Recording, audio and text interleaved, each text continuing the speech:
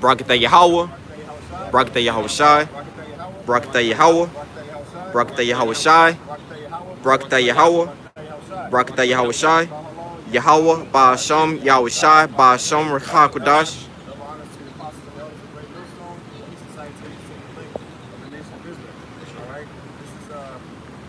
Great Millstone Dallas. We're here again to prophesy the downfall of America, okay, and the uprising of the kingdom of heaven, the kingdom of Israel, the kingdom of Yahushua, who the world ignorantly calls Jesus Christ.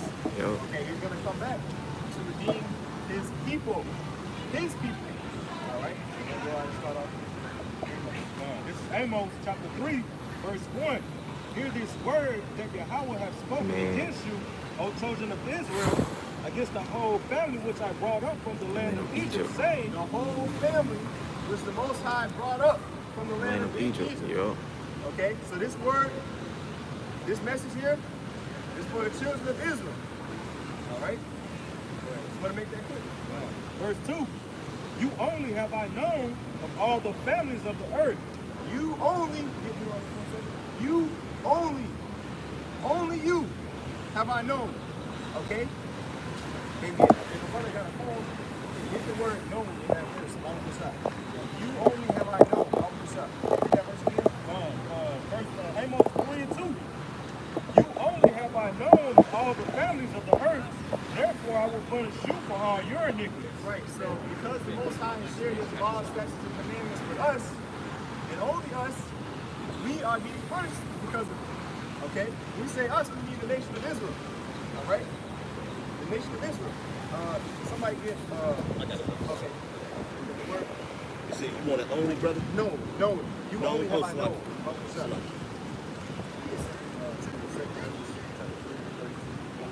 Right?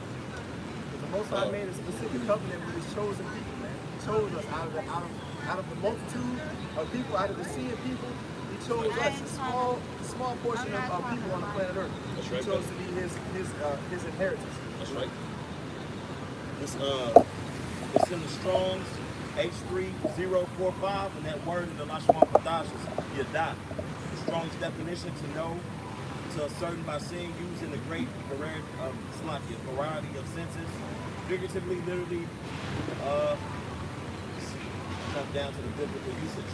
To know, learn to know, to perceive and see, find out, and discern, to discriminate, to distinguish, Right. to know by experience. Right. So the Most High distinguishes us. Okay? And the scriptures say not all Israel is Israel. Okay, so not the whole nation of Israel right now, but we talk about the elect of the nation of Israel. And so when you have something that is secluded and not open to everybody else, what do? If you got something that nobody else has, what's their feeling towards you? They're jealous. You see? They wanna be like us, man. They wanna have our birthright. That's what it is. That's why the self-proclaimed white man is so adamant on getting the body parts of Israelites, getting the organs of Israelites, because our body parts are better. That's right. You see?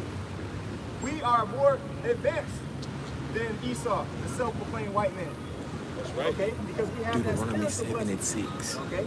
Deuteronomy And 7 that's because the and Most High 6. chose us. All right? You got the Deuteronomy? Right. Yeah. You know what's up, brother.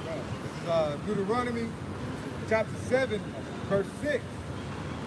For thou art an holy people unto Yahweh thy power. Holy means separate. Okay? It means separate. Not with everybody else. Not profane. Okay? But separate. Yahweh thy power had chosen thee. Chosen. There's that word chosen again. You might have to get that word chosen, man. You know? The chosen one, man. We're the chosen nation. Okay? Go ahead. Yahweh thy power had chosen thee to be a special people unto A himself. special people. We're chosen and we're special. Did that ever change? Go. Man. That never changed, man. Okay? Because if you go to Hosea, chapter, I believe it's the second chapter. Matter of fact, let me see if I can pull it real quick. You go to Hosea chapter 2 and 3. Because he goes into, even though we were passed off as a nation, the Most High is going to bring us back. Okay? Matter of fact, it's two, like the last couple verses. You want the word in Salaki, that word chosen? Okay. Yeah, sure. This is the word chosen, which is bakar, in the Strong's H977. And in that definition is select, acceptable, appoint, choose, choice, excellent, join, be rather, required. And then in the biblical usage is to choose, elect, decide, to be chosen. God. Chosen, man. Somebody get 1 Peter chapter 1, verse 1. Okay? Because that's the essence of the story, man. That's right. We've been cast off as a nation in the sight of all the heathen. That's right. We've been scattered among the heathen. And now, in order to show the Most High's power, in order for the Most High to show his power, he's going to bring us back into his possession from among the heathen. You see? That's right. We get that real quick. First Peter, chapter 1, verse 1. Peter, an apostle of Yahweh Shah Mashiach. So this is the man who was sent away by the Messiah. If you claim to be a Christian, this is a man who you should take heed to.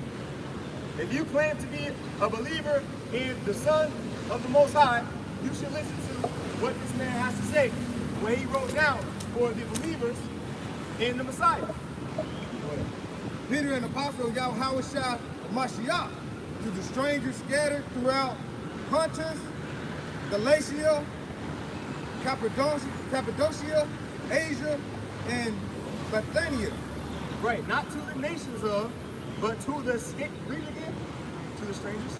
To the strangers scattered throughout Pontus, To the strangers scattered throughout, okay? It means dispersed, diaspora. You see? We were dispersed amongst the heathen. All right? Keep going, brother. Pontus, Galatia, Cappadocia, Asia, and Bithynia. Elect according to the foreknowledge of Yahweh thy Father. The elect, man, are scattered amongst all these nations. Now, during this time, majority of humanity was in that. It was in that area. Was in the Middle East, within the area was now known as Jordan, Syria, Turkey, Greece, Rome, or Italy. Okay. Of course, you got Israel. See, Egypt. That Middle Eastern area was really the hub of humanity. All right, Mesopotamia. Most people were dwelling there. So that was where the Israelites were scattered amongst all those nations, man. Over the course of hundreds of years of captivity, that we were taken away and brought back into our land, taken away, brought back into our land multiple times. And that's why you have to understand the history to understand the entire Bible. Okay? You have to eat the whole roll, as it talks about in Ezekiel chapter 3. All right? You got this I want to get that word screen that verse. That water, brother, the water. It says G3927. The word is epitomus. It says one who comes from a foreign country. Whoa, what's that foreign country? If I was born in America, okay, and I moved to China, I come from a foreign country. That's right. Am I Chinese now? Am I Chinese American? Am I African American? You see, because that's not our homeland. Africa, the land of Ham, that's not our homeland. Now, that was our last place before we moved, before we were brought in captivity over here. That's right. But that doesn't make us Hamites. That's right. You see? Yeah. Yeah. Simon the Canaanite. You know? That's right. Noah the Canaanite. Elijah the Tishbite. It's more so when you had with Paul, man. When Paul was over there, you know, he was in Rome, but he was what? He was a Jew of Jews. He was like the Hebrews of Hebrews, man, from the tribe of Benjamin. You know, Jake is scattered, man, and that's something very simple to understand, man. Our people just don't want to take heed, but this ain't for all of our people. This is what it lets say. Right. Very edifying, because ultimately it goes back to the lineage. That's what we're teaching. All right. Was there more? Okay. One who comes from a foreign country into a city or land to reside there by the side of the natives. By the side of the natives. So we were amongst these other nations, okay? And we were living amongst these other nations, but that doesn't mean that we are assimilated, that we completely just become them. See, that's where Esau likes to create that gray area, because he says, oh, you know, the lineage is through the mother. You know, you don't really know. You're 44%, you know, black. You know, 2% Numbers, Chinese, 1. and 27%. Numbers, you know, 1 and 18. West Africa. But in reality, man, it's whatever your father is. That's what spirit resides in. Okay. Was there more than that? Okay, go ahead. Start at First Peter chapter 1, verse 2. Elect according to the foreknowledge of Yahweh, thy Father, through sanctification of the Spirit, unto obedience and the sprinkling of the blood of Yahweh Shah Mashiach. Right. So only those that are truly of the elect are going to have the understanding and the blessing of the knowledge of these scriptures. You see, it's not for these other heathen nations. All right. You have the Israelites that were scattered abroad, and then you have the other nations, man. There's a difference between the two. Okay. Okay. Is that it? Grace unto you and peace be multiplied. Right, man. So this word and this peace, this gospel that we're preaching is only for the nation of Israel. All right?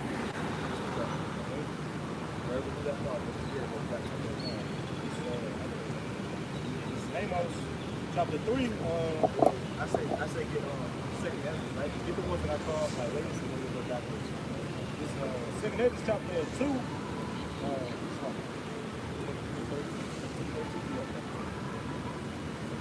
Verse 32. For embrace thy children until I come and show mercy unto them, when my wells run over and my grace shall not fail.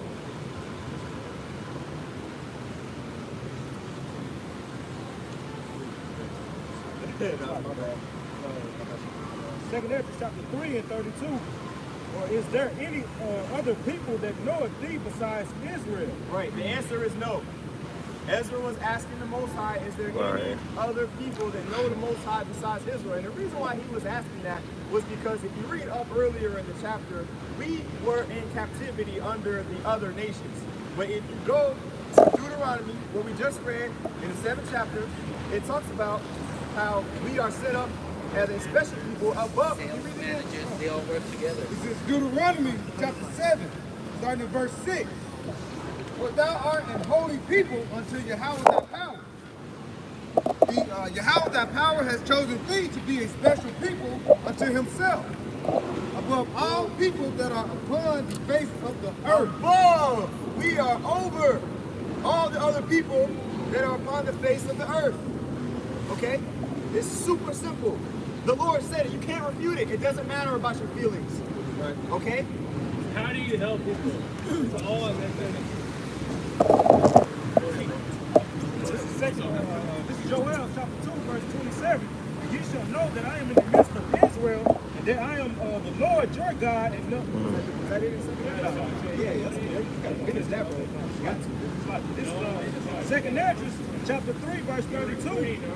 Or is there any other people that knoweth thee besides Israel? The answer is no. Or what generation hath so believed in thy covenants as Jacob? Right, man. Because if you read in Genesis chapter 15, it talks about how Abram believed in the Most High. He believed that the word that the Most High had preached to him was true, or that spoke to him was true. You see? And it was counted unto him for righteousness. Go ahead. Verse 34. I mean 33. And yet their reward appeareth not, and their labor hath no fruit. For I have gone here and there, though the heathen and I see that they flow in wealth, and think not upon thy commandments. Right, so they are flowing in wealth. They are abundantly, get that in Psalm 73. If I reach out the first part of it. They are abundant in wealth. Read that part again where it says they're abundant in wealth. It says, For I have gone here and there, and though the heathen and I see that they flow and go and dwell, and think not upon thy commandments. You see? So why is it that the wicked flourish? Why does the Esau, the self-proclaimed white man, have the entire world? Why are you James chapter 4:17? Why? Why is that? Right? And then somebody gets Job 9:24. I need to talk to you. It's because the Most High set Esau up. I need to talk to you. Over these last days. I need to talk to You see? you.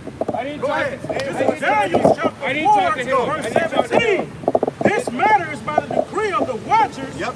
and the demand by the word of the holy ones, to the intent that the living may know that the Most High ruleth in the kingdom of men. Right, so the Most High is the power that delegates what goes on in the planet Earth. That's right. So even though you don't understand what's going on, so you get scared, you get carnal, you wanna test it, you wanna come against the word, okay?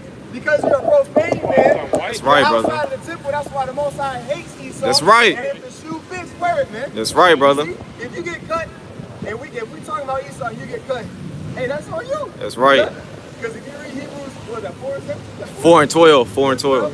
Get that. Get it, bro. Shot. Get it. I got your You back. got to get the scriptures, Whatever you man. need from me, Precepts. let me know. These Christians I'll don't take have it all precepts, night. man.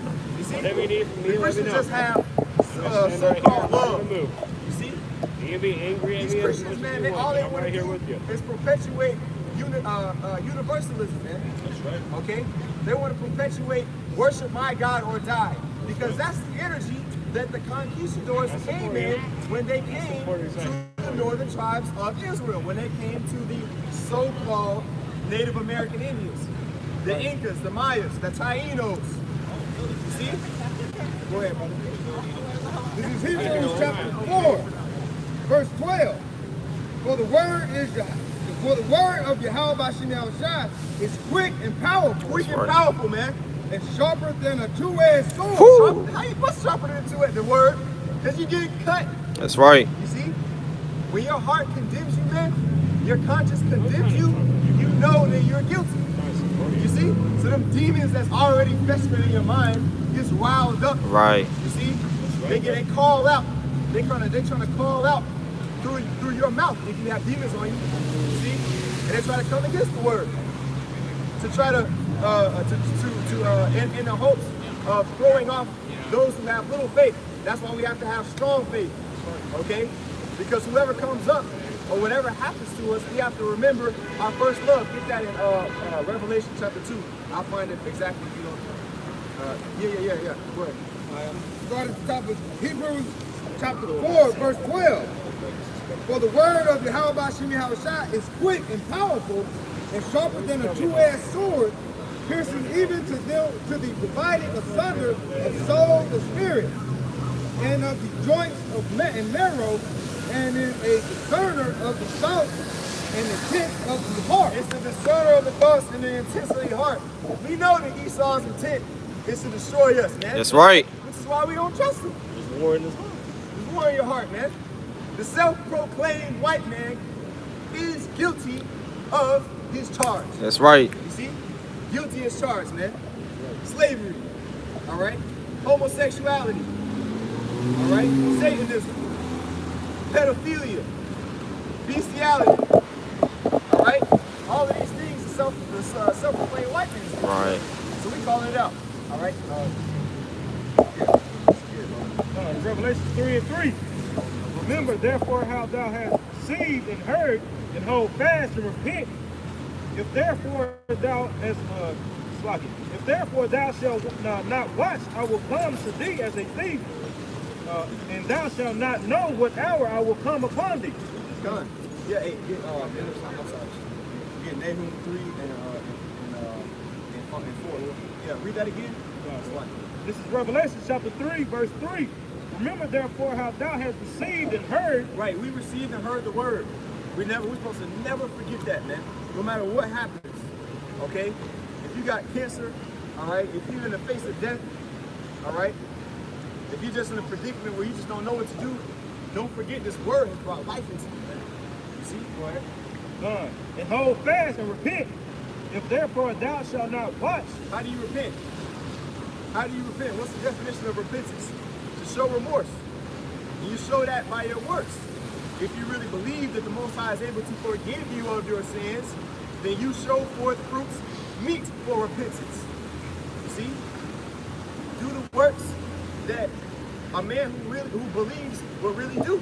Proclaim what you believe in, if you believe. You see?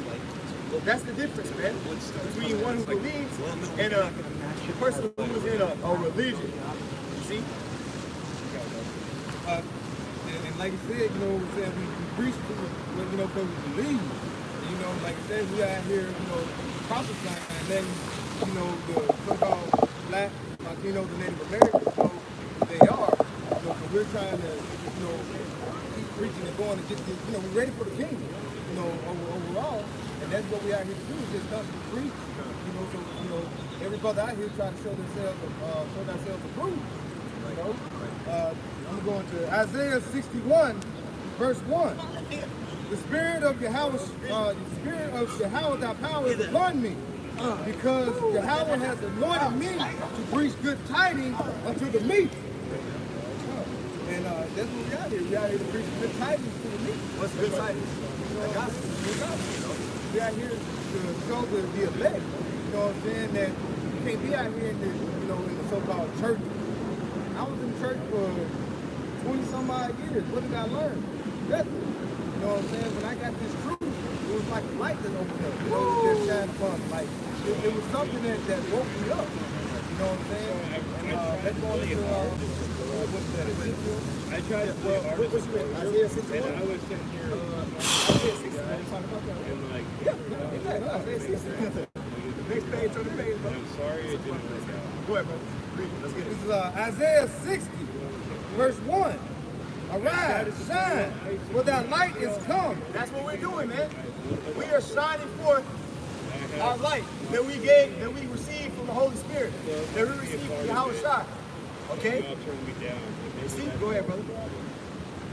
And the glory of Yahweh is risen upon thee. Woo! Glory of the Lord is being proclaimed amongst the land that's full of darkness, man. And their wickedness, that's why we gotta get Nahum. We gotta get Nahum next. Hey. No matter what I call you. Nahum chapter 3. Come Okay? on, man. Because their wickedness is being exposed. Be good to people. For Don't behold, be the bitter. darkness shall cover Be the good earth, to people. Woo! and trying to gross help darkness I the will people. stand here Right? for the fucking The people sun. are walking around in darkness. They're walking around That's in lack your of problem that you won't understanding have it. because they don't Like, have what do the y'all do? truth. Y'all preach out here on the Okay? corner, They are begging for people to spiritually come dead. support you, and I come So they're to you just and tell you demons that I'm roaming around in supporting hell. you, and I want to be a part Okay? of it, and you turn me off. But Yahweh So shall you figure arise that out, upon I'm thee, gonna go home. and his glory shall be seen upon thee. You wanted So the support, I elect, gave you support. and the you elect, fucked man, me. they're going to shine amongst So- those who are in darkness because the Most You High figure that out, and I'll specifically see you delegated his men to receive that light, to shine, to proclaim the word unto the nation, the elect, specifically the elect of the nation of Israel, but really unto the whole nation, because 2/3 of our nation are going to be condemned by the fact that they hear the word and they do nothing about it. They hear the word and they scoff and they scorn and they mock and they don't believe. That's right. Okay, that's those people who were those stones. I mean, not those stones, but the seeds in Matthew 13, when the vine dresser scattered the seeds. Okay, some onto stony ground, some onto the grassy ground, the twigs of thorns and thistles, and then some onto good solid ground. You see, but the ones who were spread onto who were scattered onto stony ground were those that basically. Those that were scattered onto the ground and then the birds ate up. Those were the ones that Satan plucked the word out of their hearts because they were like, nah, that's it. Satan, the seed was planted and took right out because it wasn't for them to get. This is Isaiah chapter 10, verse 20. And it shall come to pass in that day that the remnant of Israel and such as are escaped of the house of Jacob shall no more again stay upon him that smote them, but shall stay upon Yahweh, the Holy One of Israel, in truth. And like I said, brother was saying earlier, you're gonna have that remnant basically that remnant is gonna be seen to be risen. You know what I'm saying? We're gonna get the water on them dry bones. Speaking of Ezekiel, all right? from there, you know, like I say, that's why one reason why we out here pushing this word. You know, because we want to get the elect, you know, and like I say, the elect possibly already sealed, but is that the reason for us to stop? No, we got to keep pushing. Right. All right? Because if we keep pushing, you know, basically the Lord, at this time, he's, like I said, he's going, now he's starting to visit the earth. All right? And like I said, he's starting to visit the earth, and the more we push this word, he's coming to deliver his kingdom, and deliver us up with 1/3. Now the rest of the 2/3, you know, just asked out. But you know what I'm saying? 1/3, that's what we keep doing. We're trying to push this for the elect. Right. Hey, you don't want to be in this portion right here. You want to be. Hey, here's the elect right here. This small little sliver right there. Well, it talks about that in 1 Peter chapter 4 and 19, 18, somewhere in there. Get to know that. Let me read this name.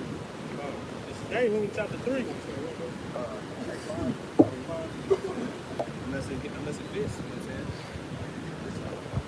All right, this is Nahum chapter 3, verse 4.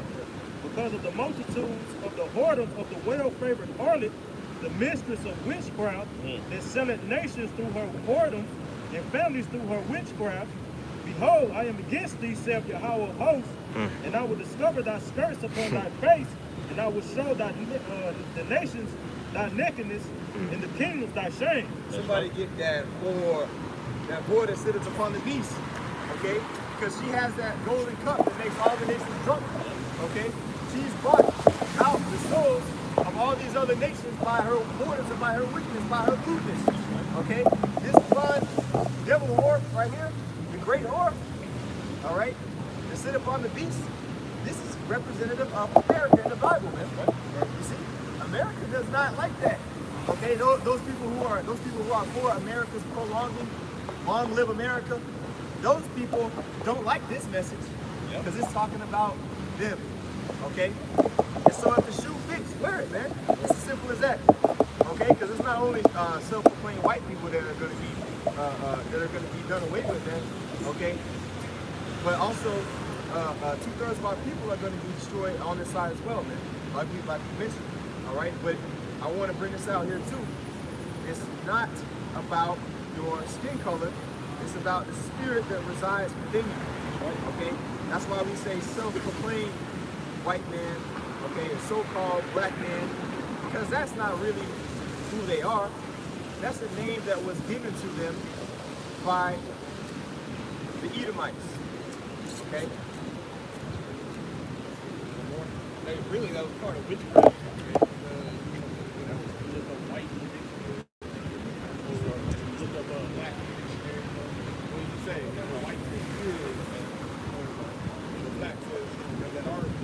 Void of light.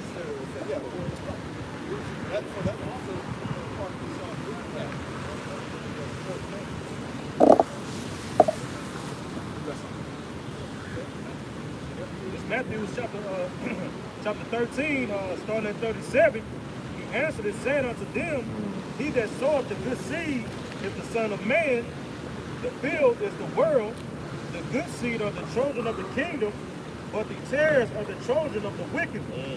God, man.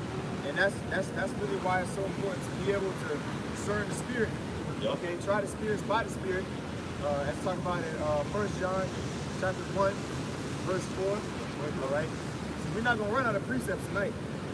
You know, we never do, but there's gonna be an abundance of them because that's what we got here to preach. All right. But those tares, Yeah, because that's a beautiful thing, man. I know brothers can sense the little quote unquote slight distraction that Satan tried to come up with out here. That's the first thing Esau always blurts out. Oh, it's because I'm white. Bro, nobody said anything about white, bro. Now the brother did like later on, but that's the first thing because he sees what? Black. He sees the so-called Negro, Man. so-called Latino, so-called Native American, and you're not included. No, nigga, you can't help. You've already helped enough, and it helped to the detriment unless you destroy it. Right. Hell no, you can't help. hey, if he had stayed up here, maybe he would have and kept quiet. Maybe he would have learned something. Yep. But no, that's Esau's spirit. And he tries to slither in, you know, say all kinds of this and that. Right. Ultimately, we out here for the elect, man. We don't care about Esau, man. All right. We're not here to try to save Esau like Christianity is. All right. Verse 38.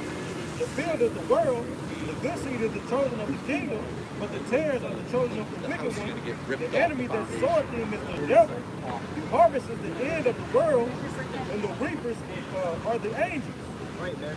So when Yahushua sends his angels to gather together his elect, matter of fact, we got to get that in Hosea. I know we still holding that, right? Hosea chapter 2. Hosea chapter 2. Started like verse, we started verse 11, but it's pointing to like 17 on down. Right?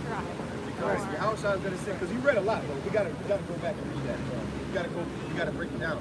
Okay? So Yahushua, can you read that again? You gotta worry if it's too much. Another brother can read.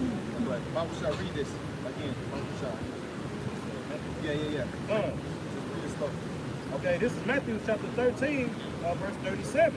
And he answered and said unto them, he that soweth the good seed is the Son of Man. Right, so Yahushua is giving the nation of Israel the word of the Most High. Who did he do that through? He did that through his men. Okay, started with the apostles. He commanded them to set up churches. Okay, we really commanded them to preach the gospel. And those who felt convicted, those who felt that they needed to do something about it, were added onto the church, and they spread it. Now we're in the times where it's the same thing happening again, except this time it's being sped up because we have the internet. You see, there's nobody here physically right now outside of the brothers that you see on camera and the brothers behind the camera. That's right. That's listening to this message. But whoever listens to this message can listen to it on their computer, on their phone, due to Esau's technology. You see, that he made available for everybody. So now everything's being sped up more, and this message is not an exception to that. Go ahead. Verse 38. The field is the world, the good seed are the chosen of the kingdom. Right, so the good seed are the children of the kingdom of heaven. Now the children of the kingdom of heaven are only the Lord's elect. You see? Okay, starting with the Lord's elect, you have the rest of the nation of Israel when everything's set up in righteousness, but the elect are going to get saved first. You said you got to do something? This is Jeremiah chapter 51, verse 19. The portion of Jacob is not like them. Not like who? Not like who? Read up. Is this someone? Go up. Read up. Read up where it breaks it down. Let's start at 15. This is Jeremiah chapter 51, verse 15. He has made the earth by his power, and he has established the world by his wisdom. He has stretched out his hand by his understanding. When he utters his voice, there is a multitude of waters in the heavens, and he causes the vapors to ascend from the ends of the earth. Right, precipitation and evaporation. That's what's going on right now.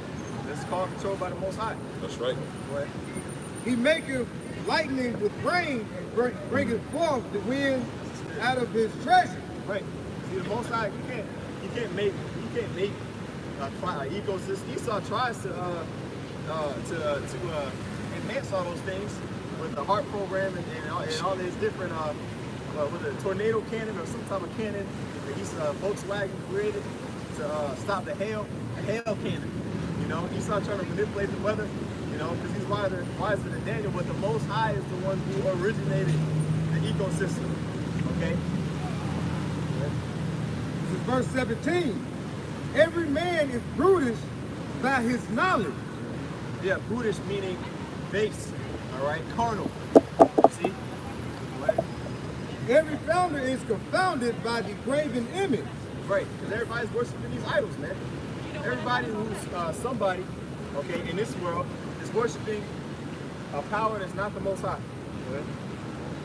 For his molten image is falsehood, and there is no breath in them. Right, man. These other molten images, man, have proven to be. Matter of fact, you got to get that one. Yeah. You know, somebody who's holding the signs, get the Gojir sign right there. Because guess what, man? The number one stumbling block for our nation is image right here. And the reason for that is because they have been put in captivity and killed because they didn't worship this image until they were conformed to this image. That's right. See? Now, who is the one that is guilty of pushing this image, which is not biblical, on the Lord's people? I'll wait. None other than a self-proclaimed white man. That's right. You see? All you have to do is read the Dumb Verses. It's translated into English, where the Pope, the so-called the Pope, okay, they're in the 1400s, basically made a decree that anything that is in the land of North and South America is able to be taken by a Christian. And anybody who doesn't conform to that doctrine of discovery is to be killed. Okay? And so that's why you have the Northern Kingdom so heavy on idolatry in these times, because these other gods have been pushed to our people for hundreds of years. Beaten into them, man. What broken into them? See? Whipped into them, scored into them, man. Starved into them. Fed down their throat. See? So who is it righteous for the man to pay for his transgressions? What's that? 1 Thessalonians? Or 2 Thessalonians?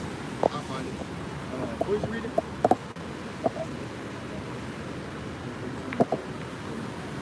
Did you bring this on already? Who was reading it? Okay, go ahead, read it. This is verse 18, Jeremiah 51, verse 18. Shalom, bro. Shalom. They are vanity, the work of error. In the time of their visitation, they shall perish. The portion of Jacob is not like them. Right, man. Because we don't have other gods. We just have our power. Yeah, what's up? The Most High is our power. Right. He's a jealous power, which means he doesn't want us to have other gods. Okay? He doesn't want us to worship other entities. That's for these other. That's why the scripture says in Jeremiah, chapter 10, learn not the way of the heathen. Okay? Go not in their paths, man. Okay? Because they're gonna cause you to err. Christmas and all that BS. That's right, brother. I want to get this in Thessalonians, 2 Thessalonians chapter 1, verse 6. It says, well, matter of fact, 2 Thessalonians 1 and 6. All right? Yeah, and you know, like you say, what they did is they disconnected you, you know, from your tower. You know, so anything that gets disconnected from the power source, what happens? Any electronic, what happens to it? It dies out. Right. Right. And that's what we've been doing. We've been dying out as a nation. That's right. Right? So these self-proclaimed white man, what he did is he basically hid your power away from you and put his image for you to worship. Right. And you got a lot of you so-called black Latinos and Native Americans, especially this right, you worship that image. You know what I'm saying? We're the only nation that do not have an image that got that look like they like men. We're the only nation that don't have that.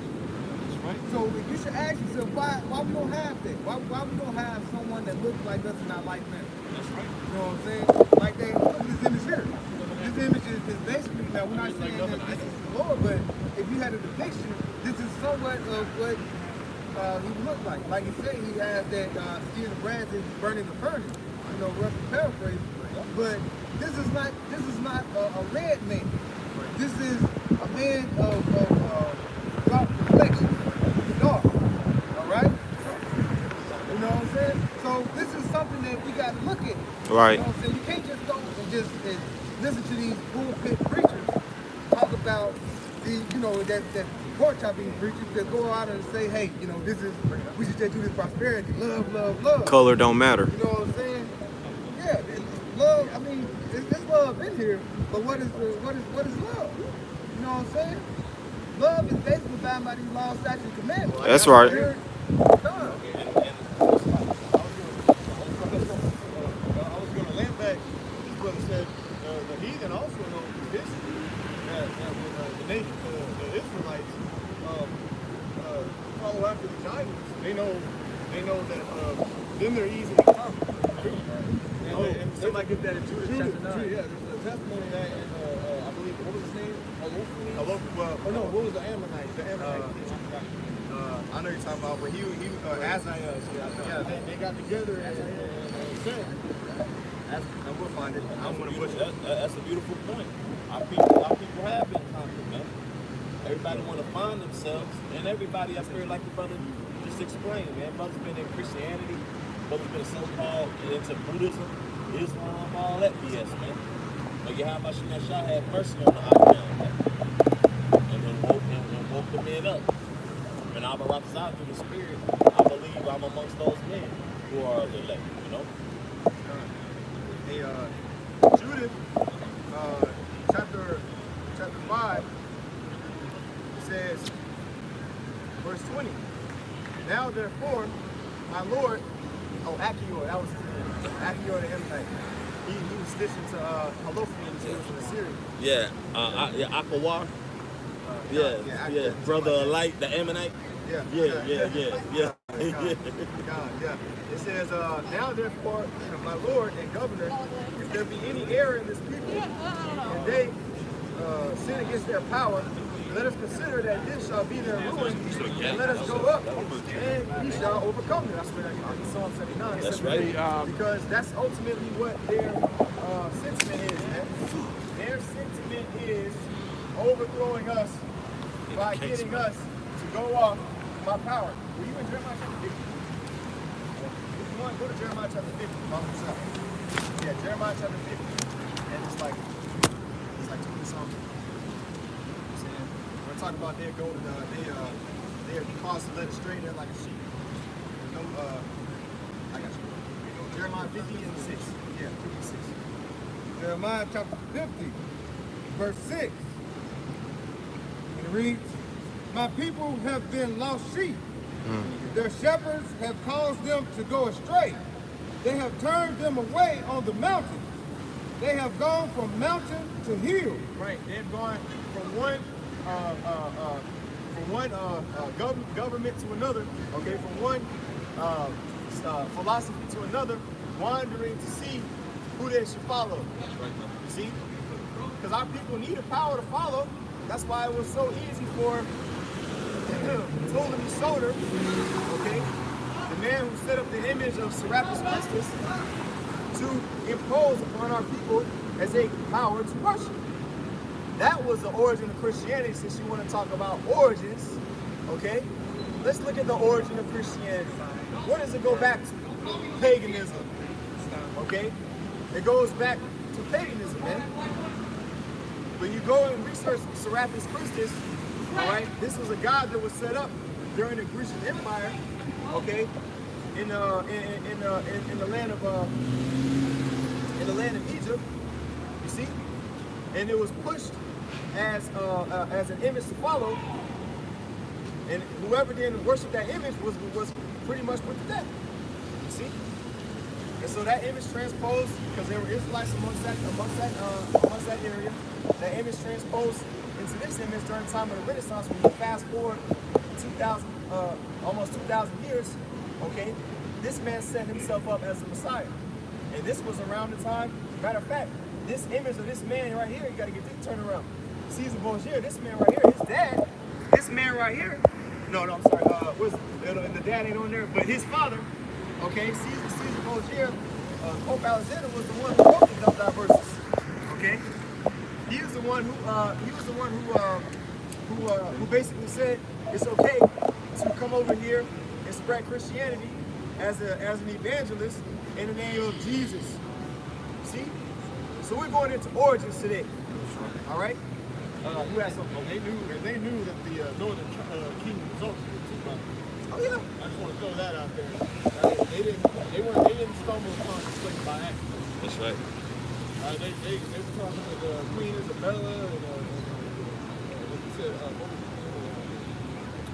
Christopher Columbus. They moved Christians. They moved the northern continent. Yeah, and they brought Hebrew interpreters with them on the ships. Yep. You know? Like read second Ezra's. Yep. Yep. We're talking about well, not Astaroth, but whenever mankind dwelt. Arcerus. Yeah. Finish up. This is Jeremiah chapter 50, the middle of verse 6. They have turned them away on the mountains. They have gone from mountain to hill. They have forgotten their resting place. Right. All right. Our resting place being what? The land of Israel. Okay. Ultimately, our Lord, okay, was dwelt in the temple, okay, in Jerusalem, that house that Solomon built for the Lord. That was where the mercy seat was. Okay. And now look at Jake, man, all bugged out. You see? Because they went away from their power. You see? You got something. Go ahead. This is Jeremiah chapter 2. I started at 11. Have the nation changed their gods, which are yet no God? But my people have changed the glory, their glory for that which does not profit. Woo! Something vain, man. Vanity. You see? Our people worship vanity because these gods cannot speak. These gods have no power. They're idols. They're dumb idols. They cannot eat. They cannot sleep. They cannot speak. They can do nothing, man. Right, but make you sell your soul and piss the Most High off. All right. You got something. Verse 12. Be astonished, O ye heavens, at this, and be horribly afraid. Be ye very desolate, saith Yahweh, for my people have committed two evils. They have forsaken me, the fountain of living waters, and hewed them out cisterns, broken cisterns that cannot hold water. The broken cisterns are these false philosophies. Anytime you have a false philosophy, you think you got the light, you think you got the word, you think you got the truth, but in reality, you don't. That's right, brother. Because the Most High has blinded you. You see? And that's why our people are so far gone, because they have a zeal to worship the Most High, but they don't have the knowledge that is required to worship the Most High. So you can't just say, praise God, hallelujah, and please the Most High. That's right. No, he is extremely particular in the way that he wants to be worshipped. That's right, brother. Okay? And so if the Most High is particular, okay, in the way that he made the temple, in the way that he set up the earth, everything is in order, then we have to be in order when we are preaching, okay? We have to follow according to the doctrine that he gave his son, Yahushua, okay? And preach it to our nation, man, okay? That sound doctrine, you see? Right. There you go. Wisdom of Solomon, chapter 14, I started 7. For blessed is the wood whereby righteousness cometh, but that which is made with hands is cursed, as well it as he that made it. So him that makes the wood, the idol out of wood, is cursed. Continue. This verse 8. But that which is made with hands is cursed, as well it as he that made it. He because he made it, and it because being corruptible, it was called God. Right. So something that is created should not be called the creator. You see? Something that can't do anything should not be worshipped.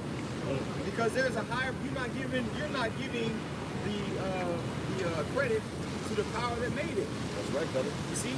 And that's why it's so important to worship the Most High, because he made everything that we're in right now. He is the architect. Okay? He's the manufacturer. You see?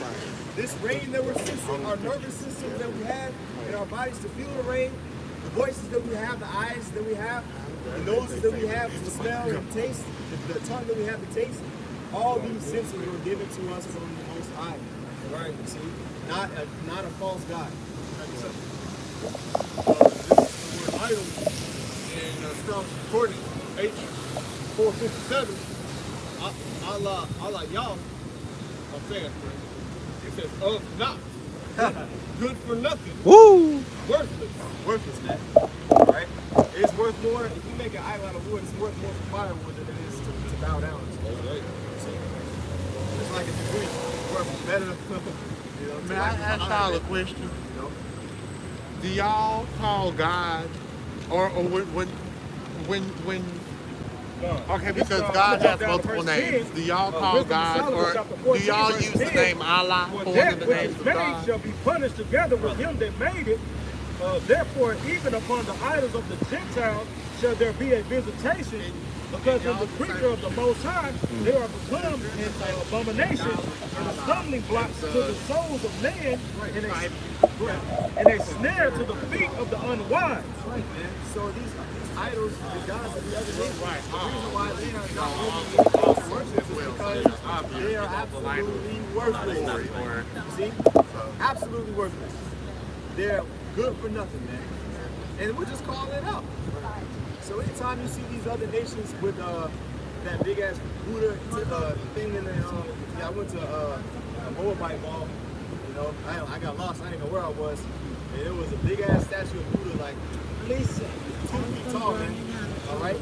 These other nations are worshiping that, all right? You got our people worshiping the self-proclaimed white man, okay? You see? And these are false gods, man. Everything has an origin, you see? Look into the origin. Look at Ishmael, man. Down in the big rock in the middle of the city. They heard of this. So, and I ask y'all, I mean, well, do y'all believe that? Chill, bro. Jesse B, man. You know? Yeah, that's a real stronghold. And let's not forget this one right here. All right, the Virgin Mary. Matter of fact, all right. So hold on. So this is an image. It's an idol. Okay, Tammuz, man. All right. No, actually, it's like Semiramis. Tammuz is the baby, but Semiramis, okay, is where this goes back to. All right, the mother and the son worshiping. Okay, it goes back all the way to the Tower of Babel. See, so these guys, man, are not supposed to worship. All right. This is the reason why I wanted to show this. Because Jake got this tatted on their forearm. They got the picture all hung up. Hey, if you're a Catholic, this picture might be in one of the hallways that you go to when you go to the bathroom. That's right. You see? What is the image? What is the origin of this? What is the origin of this, man? Look into it. It's important, man. That's why the Most High let us out here, because we have the truth to bring it out. Right. All right? That's right, brother. This is Hosea chapter 4, verse 6. My people are destroyed for a lack of knowledge. A lack of knowledge. Because thou hast rejected knowledge, I will also reject thee. Right. So our people, if you look at them, spiritually, first, they are destroyed. They don't know who to worship. They don't know who to call upon. They have no faith. They have no faith. They have no faith. Okay? Go ahead. I will also reject thee, that thou shalt not be no priest to me. Right. Seeing that thou forgotten the law of thy power. Right, man. So because we forgot the law of the Most High, man. The Most High has jacked us up, man. All right. If you take a look at everything that the so-called Negro, Latino, and Native American has suffered since we've been over here in Babylon, it's a long list of things, man, that have shown that we're destroyed. Okay? And it's to the point now to where when you read the prophecies, if you think that the self-proclaimed white man is really the chosen people, man, you have to be delusional. This man is on top of the world, man. Okay? He's on top of the world. And us, we're the sons of the true Hebrew sign. We're gonna go on down everything on that list. Okay? The little small sign out right there. We're gonna go through the list. All right, what's the first thing on the list? The first thing on the list, slavery and captivity. Where's the slave sign? All right? Okay? Because we've been sold unto the other nations. All right, isn't that what this read? Read it again. This is Hosea chapter 4, verse 6. My people are destroyed for a lack of knowledge, because thou hast because thou hast rejected knowledge, I will also reject thee. Right. That thou shalt be no priest to me, seeing that thou hast forgotten the law of thy power. Right, so if you remember what we brought out earlier in Deuteronomy chapter 7 and 6, the Most High called us a holy people, but because we rejected the Most High, he rejected us and he sold us into slavery unto all the other nations. Somebody give me 1 Maccabees chapter 2 verse 10, Bible Kushah. 1 Maccabees 2 and 10. Having no power to stand against their enemies. All right, 1 Maccabees chapter 2 verse 10. What nation have not had a part of her kingdom in getting and gotten of her spoils? Right, man. Israel has had no ability to stand against these other nations. Okay? We have had no power to stand against our enemies. You see? Read it again. First Maccabees chapter 2 verse 10. What nation have not had a part of her kingdom, a part in her kingdom, and gotten of her spoils? Right, every nation has. The answer is every nation has. There's no nation that hasn't. When you go in the book of Judges, you read the first couple chapters, it goes into how Israel went off. Matter of fact, we're going to get that too. Get Judges, book of Judges, I think it's chapter 2. All right? Judges chapter 2, we done on that. Judges chapter 2. All right, and the next one is number 3. Exile into the lands of their enemies. Well, we already know, somebody get Isaiah chapter 11. Okay, we already know that we were exiled into the land of our enemies. You know, I'm on This is Judges chapter 2, verse 14.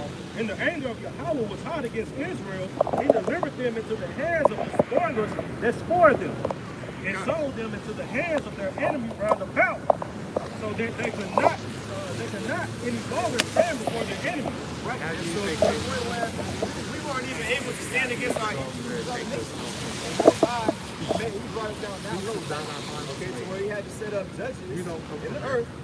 Okay, to deliver us out of the hand of these other nations. That's how bad it got. What was the second, third one? Exiles. Oh, I said 11, but you got a precept? Okay, you got Get on it. Why do y'all buy Shimon? Okay, verse 15. Whithersoever they went, the hand of Yahweh was against them for evil. As Yahweh has said, and as Yahweh has sworn unto them, fine. This Judges chapter 2, verse 15. Whatsoever they went, the hand of Yahweh was against them for evil, as the Lord of Yahweh has said, and as Yahweh has sworn unto them, and they were greatly distressed. Yeah, man. Hey, our people were greatly distressed, man. The captivity coming over here, man.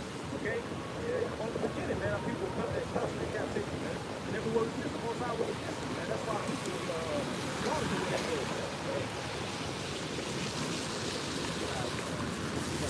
Why? This is First Maccabees chapter 1. Let's start at verse 41. Moreover, King Antiochus wrote to his own kingdom that all should be one people. Everyone should leave his laws. Right, that's what assimilation is about. When you go into there's a famous case court. I can't remember the name of it right now, but there was a land dispute of an Edomite that purchased land from the United States government. Okay, and there was a case study that it's one of the most popular case studies. Going into the doctrine of discovery.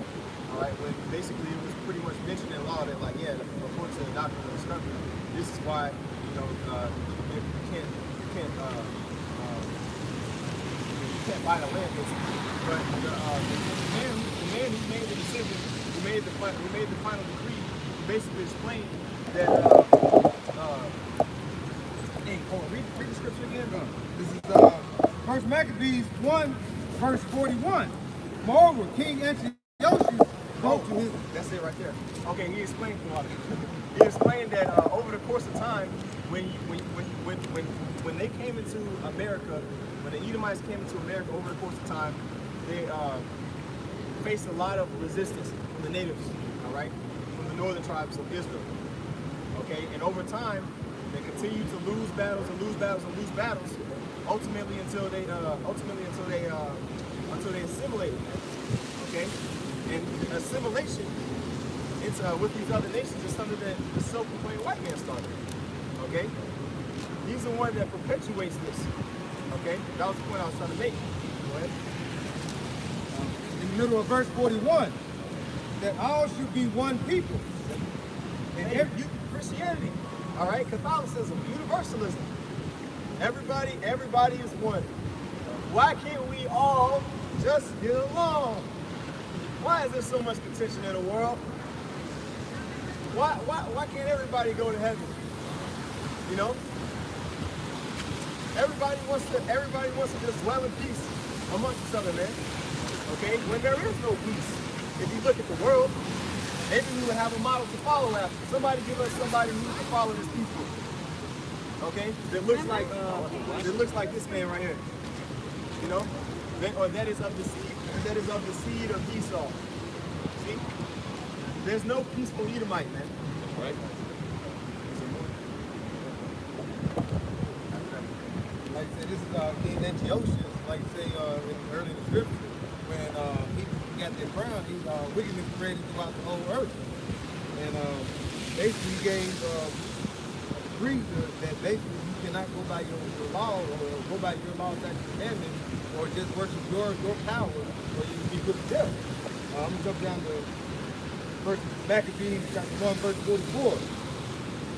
For the king has sent letters as messengers unto Jerusalem and in the cities of Judah, that they should follow the strange laws of the land. And that's what we do now. We follow these strange laws. And the Lord, he has actually pulled us away from our, through our wickedness. We have got this so-called self-proclaimed white man to beat that wisdom, knowledge, understanding out of it. You know what I'm saying? So now we just done away with knowing who we are.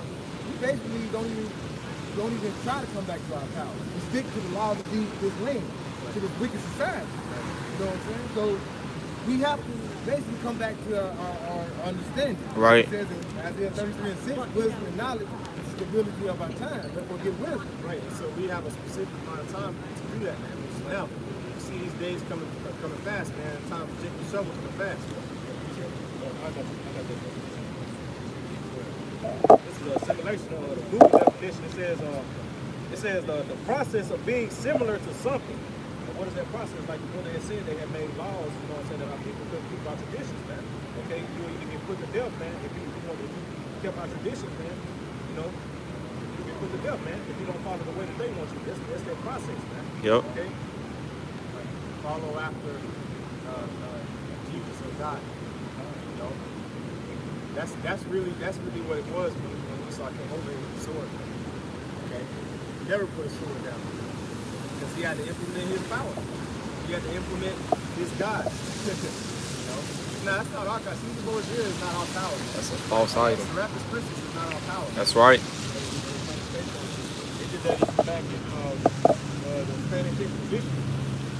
Which was really, they were just killing a bunch of gays over in Spain, over they would actually torture gays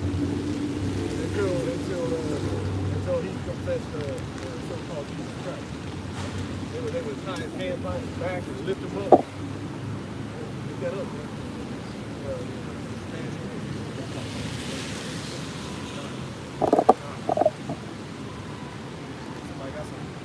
This is Isaiah chapter 11, starting at verse 11.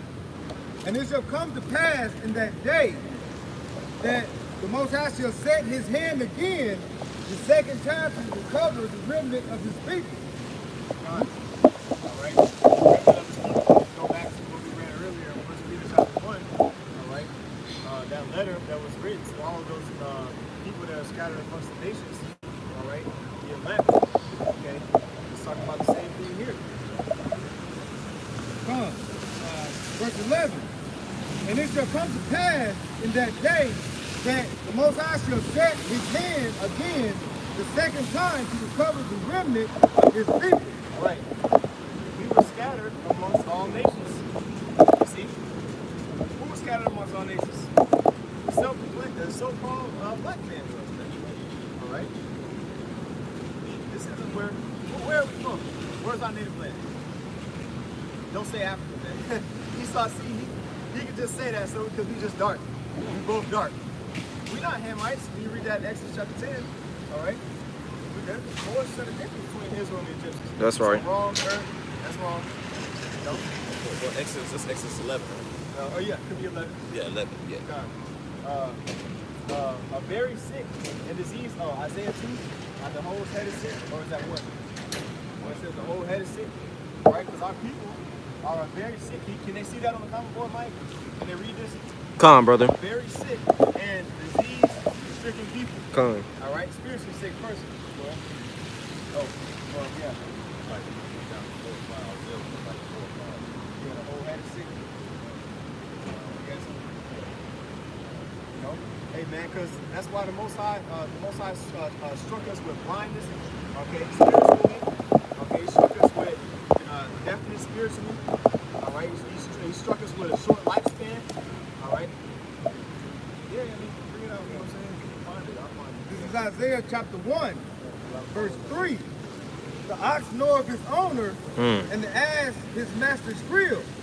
But Israel do not know, my people do not consider. Our sinful nation, a people laden with iniquity, a seed of evildoers, children that are corrupted, they have forsaken Yahweh. They have provoked the Holy One of Israel unto anger. Most High is mad, man. Okay? Forget Satan being mad, the Most High is mad. Right. That's the power who we should fear. That's right. The Most High, man. Right? The Most High is provoked unto anger. Did we ever get that name? Let's get that real quick, man. Woo! Come on. Let's go get that, dude.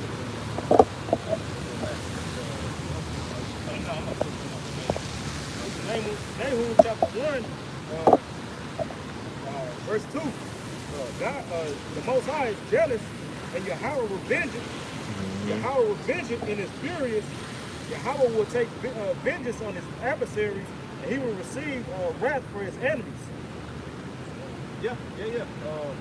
Yeah, the Most High is jealous and revenges, man. The Lord revenges. Read it again. Where says the Lord revenges? It's Nahum chapter 1, verse 2. The Most High is jealous, Yahweh will revenge it. Yahweh will revenge it in his furious. He's furious. That's right. That means he's vehemently mad. He's very angry. That's right. Why is he angry? See? Yahweh will take vengeance on his adversaries, and he will receive his wrath for his enemies. Yahweh is slow to anger and great in power, and he will not at all acquit the wicked. He's very slow to anger, which means he's patient, okay? But when he snaps, man, when that anger waxes hot, you're gonna see the fierce wrath of the Lord. That's right. And we pray to see that day.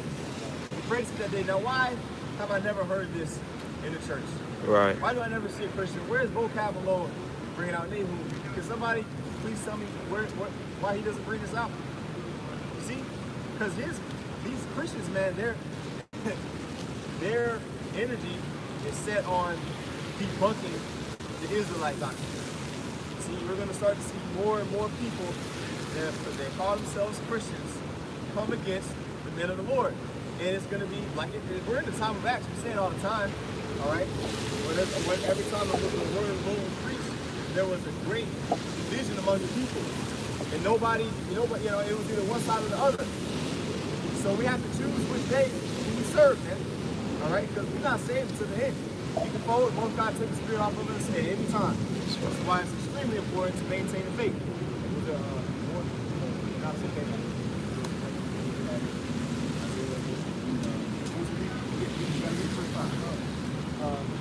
This is the bottom of Isaiah chapter 1, verse 4. It reads, Thou hast provoked the Holy One of Israel unto anger. They have gone away backward.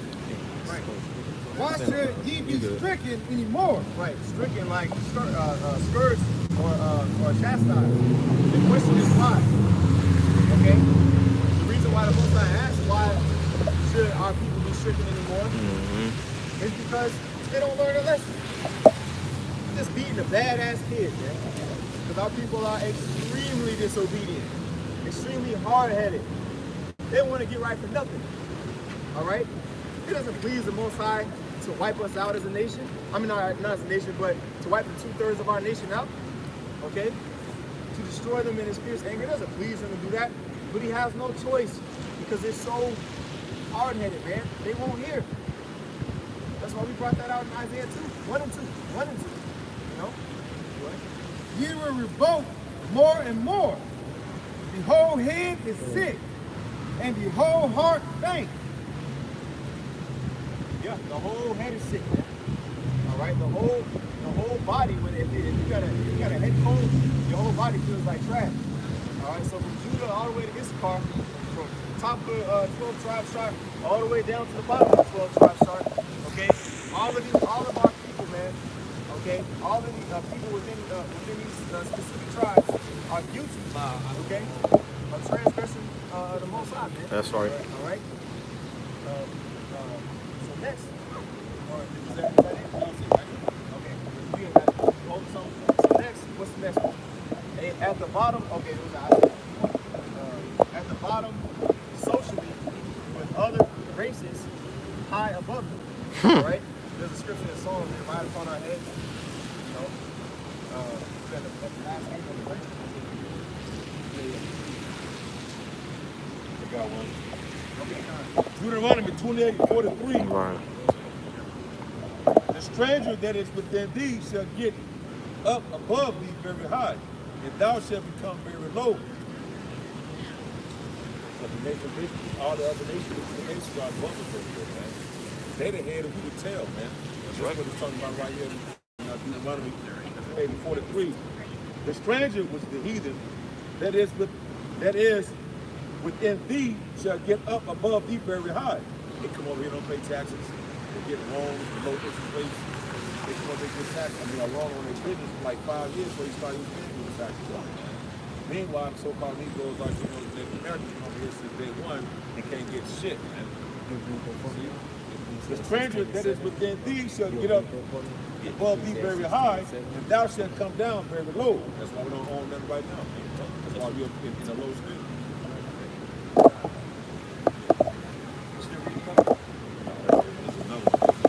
Okay, this is for the brother Mayat. This is Ecclesiastes chapter 10, verse 7.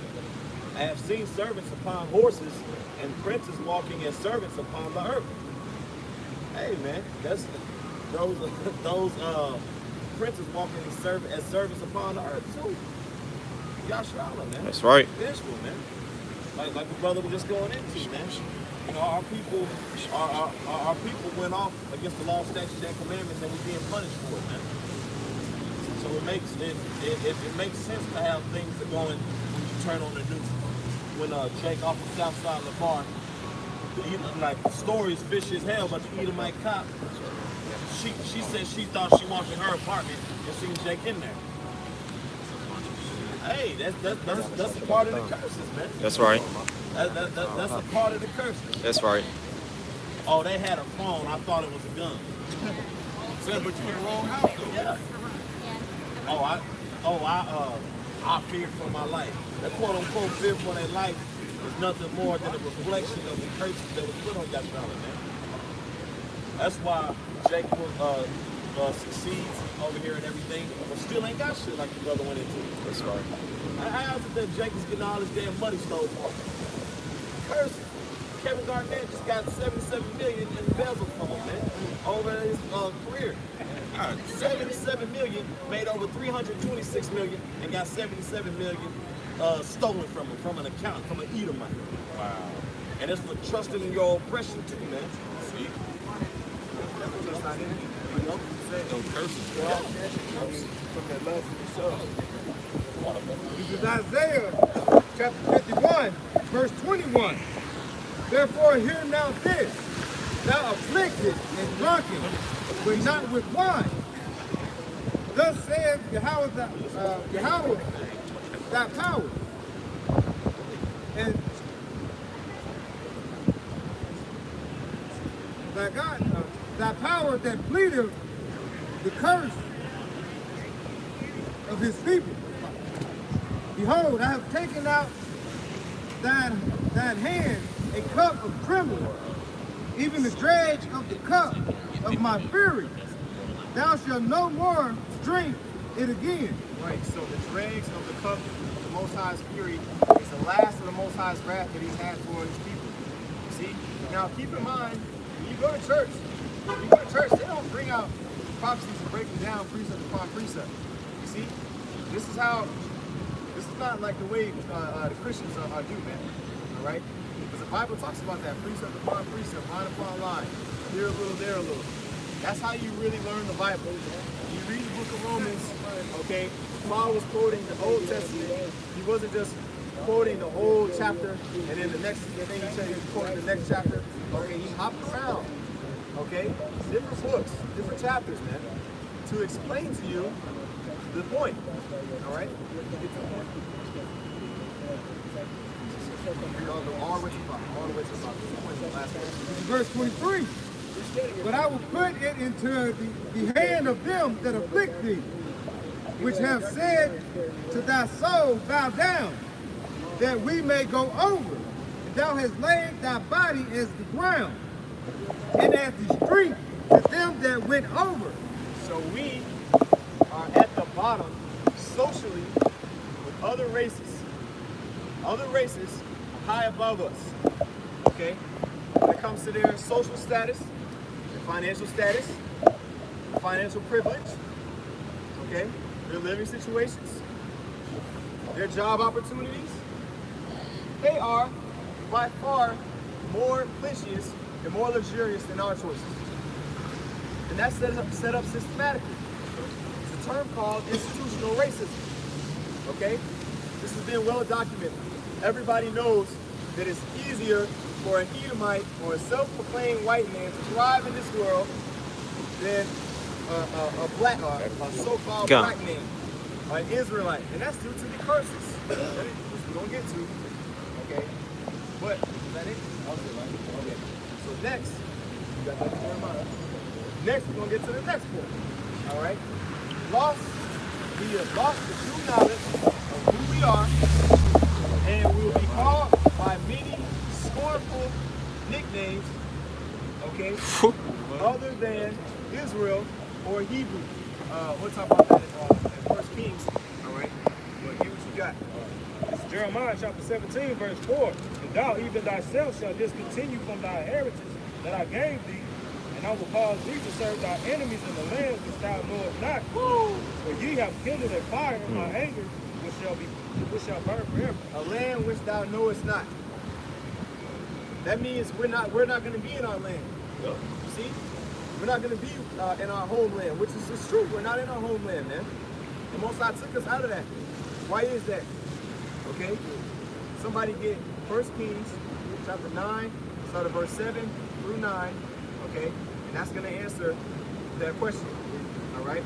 Because it's going to be, is there more? Okay, go ahead. First Kings, you said 9, right? First Kings chapter 9, start at verse 7. It's First Kings chapter 9, verse 7. Then will I... No. Start at verse 6. Verse 6.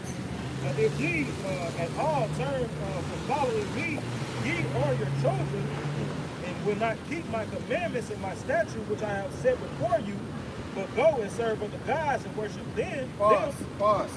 Are we not guilty of worshiping other gods? The Bible answers that. Let's read it. And why is it that the Most High only gets mad when Israel worships other gods? He doesn't get, well, he punished the Canaanites for worshiping other gods. All right, he gets extremely, very vexed. Okay, when Israel goes off because we know better. That's right. See, right. See, matter of fact, get Deuteronomy chapter 4. It says it's all this month. We're gonna read that. The first 23 bars. Deuteronomy chapter 4. Verse 6.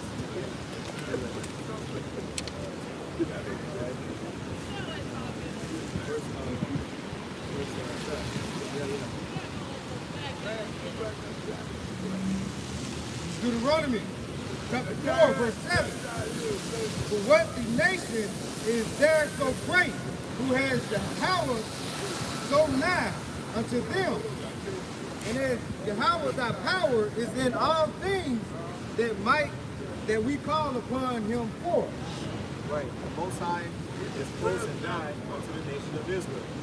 All right, he's not close and nigh unto so-called Japanese, so-called the Egyptians, okay, the Japanese, the Chinese, okay, these other nations. He's not close to the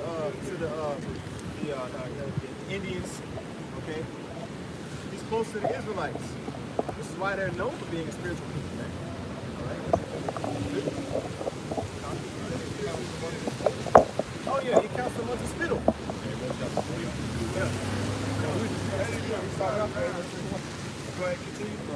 Verse 7. Then will I cut off Israel out of the land which I have given them, and this house which I have hallowed for my name will I cast out of my sight. And Israel shall be a proverb and a byword among all people. Look, right here. We are lost the true knowledge of who we are, and we will, somebody get the word proverb and byword. Will be called by many scornful nicknames other than Israel or Hebrew. Black, Negro, nigger. All right? Yeah. Give me some more. Spick, Okay, spick, tomahawk, wetback, Puerto Rican. All right? Peruvian. monkey, Guatemala, Jamaican, redskin. redskin. You see? Right, brother. You got precept. Just real quick. We don't get the word. This is Deuteronomy 28 and 37. And thou shalt become an astonishment, a proverb and a byword among all nations, whether Yahweh shall lead thee.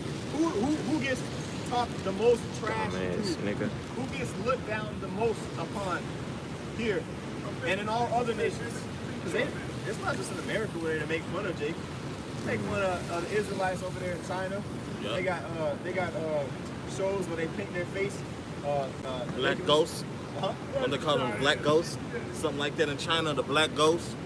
They had a commercial where they threw Jake in a washing machine, and then supposedly Jake was dirty. He comes out clean. He comes out a Moabite. Right. Sending straight shots, man. Right.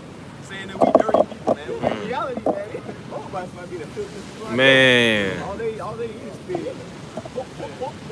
Eating tadpoles and soy sauce. Rats. But hey, but that shows you how much we curse, man. Right. That's right. It's real talk. It's a gift and a curse, because at the moment, the gift is coming into this knowledge, man, through the Spirit of Yahweh shot. Right. And the Most High waking us up. But that curse is what? Deuteronomy 28, verses 15 through 16. Being talked cash about.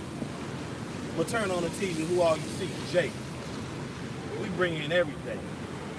We spend the most money on everything. But on the flip side, we ain't got shit. Spend all this money, Jake don't own nothing. If they own it, they make one small minuscule mistake, Esau gonna shut it down. Right. You know? I got do you still want my word and proverb? Yes, Punk Shop. This one is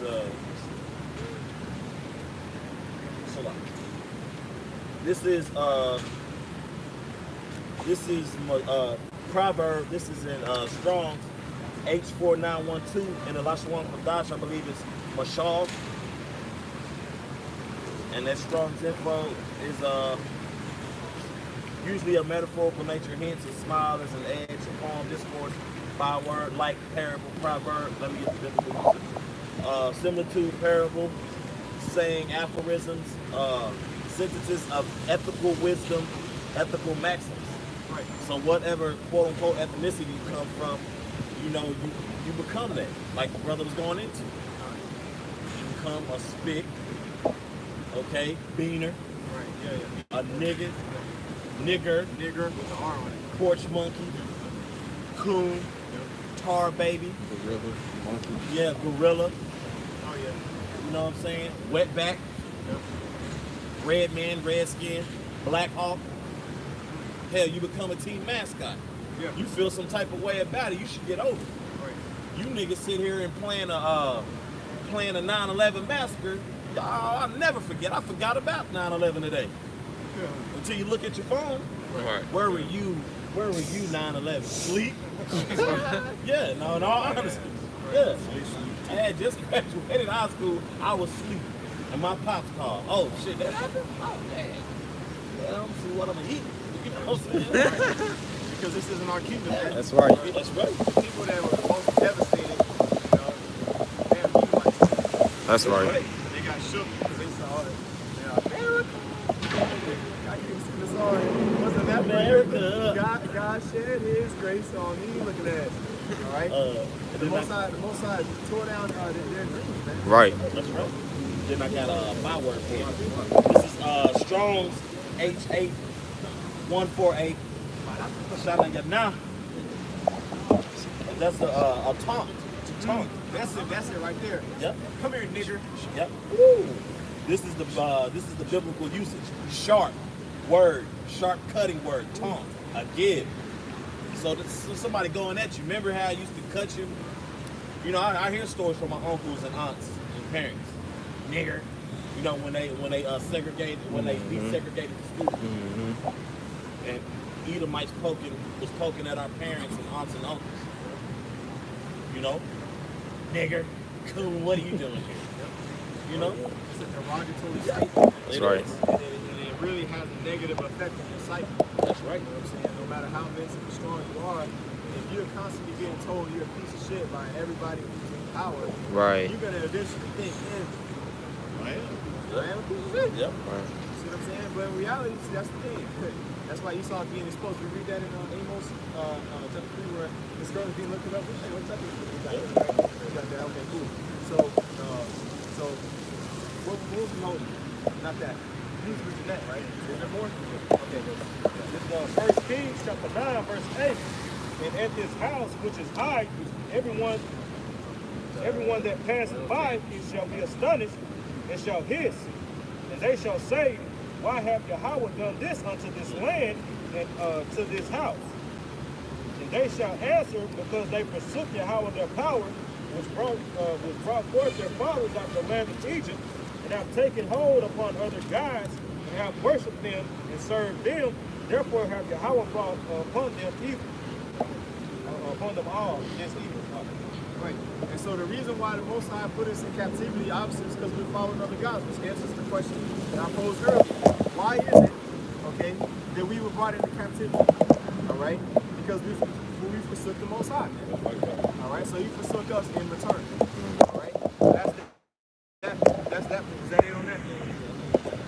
Okay. Oh yeah, back in prisons and into prisons and jails. Okay. What you got, precept? Come on, brother. Isaiah 42 and 22, it says, but this is a people robbed and spoiled. They are all of them snared in holes, and they are hid in prison houses. They are for a prey, and none delivereth, for a spoil, and none saith, restore. That's the spirit, man. All right, our people are for a spoil and for a prey, because Esau takes advantage of us, man. What scripture was that, Mike? Isaiah 42 and 22. That was probably the one I was with. When it's talking about breaking out of prison. That was the one. That's the spirit. Yeah, that's it. Okay, because who brings us out of the prison houses? Esau. Oh, come on. See, Yahweh is going to deliver us out of this prison, America, man. You say you got one too? This is Lamentations chapter 1, verse 3.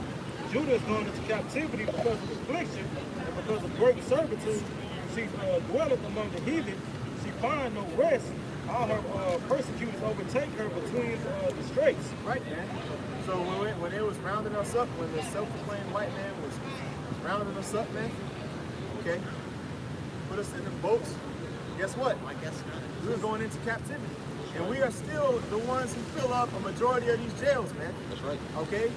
By far, the Negro population fills up majority of the prisons and jails in the United States of America. Yep. Why is that? All the way back from the 1800s. Yeah. Can somebody tell me why that is? You see? They don't have no answers, man. The Most High got an answer for them. So that's number 8. Packed into prisons and jails. All right, next.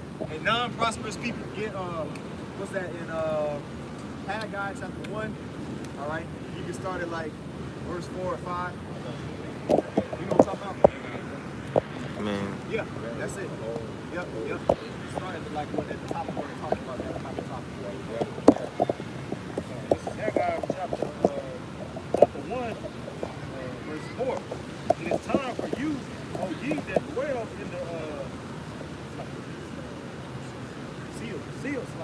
sealed houses, and these houses lay waste. Is it time for you to dwell in sealed houses? Man that's dwelling in the comfort of your own home, watching this video, feeling convicted by the word? Is it time for you to sit down and chill, knowing that we are being woken up to who we are as a people according to the Bible? Let's get the answer. God. Verse 5. Now therefore does say Yahweh of hosts, consider your ways. The answer is no. Think about it, man. Think about it. Is this right or wrong? Choose this day the power that you're gonna follow. You see? Because there's no in between. Most High hates lukewarm. That's You're either right. on fire or you cold. You on one side or the other, man. Okay? Life or death. Yep. Which way? Which direction? That's right. You like that precinct there. Were you already holding Baruch? No.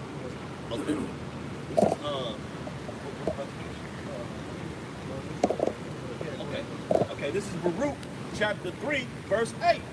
Behold, we are yet this day in our captivity, where thou hast scattered us for reproach and the curse, and to be subject to payments according to all the iniquities of our fathers, which departed from the Lord our power. They're subject to payments under the government that Esau set up. Okay? Because the Most High let Esau get power over us. That's right. He gave us unto the hands of these other nations. That's right. That's right. It's like you've been seeing Eve as of late, getting their ass beat by these Moabites. Mm-hmm. Getting beat with a stick in that nail salon. Yep. Yep. Yeah. And then Eve, for one, being the grown man's face, getting skull in the mouth. And stitches. But hey, our people are set so low, what did Eve do? Moab had a 50% off sale on hair. Eve got the line out the door. You know what I'm saying? Because they don't have no hair. Yeah. See, that's a curse. That's right. Have no fucking morals. Yeah.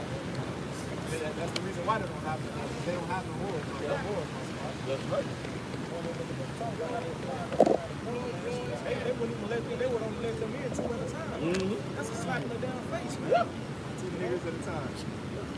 Hey, this is Haggai chapter 1, verse 6.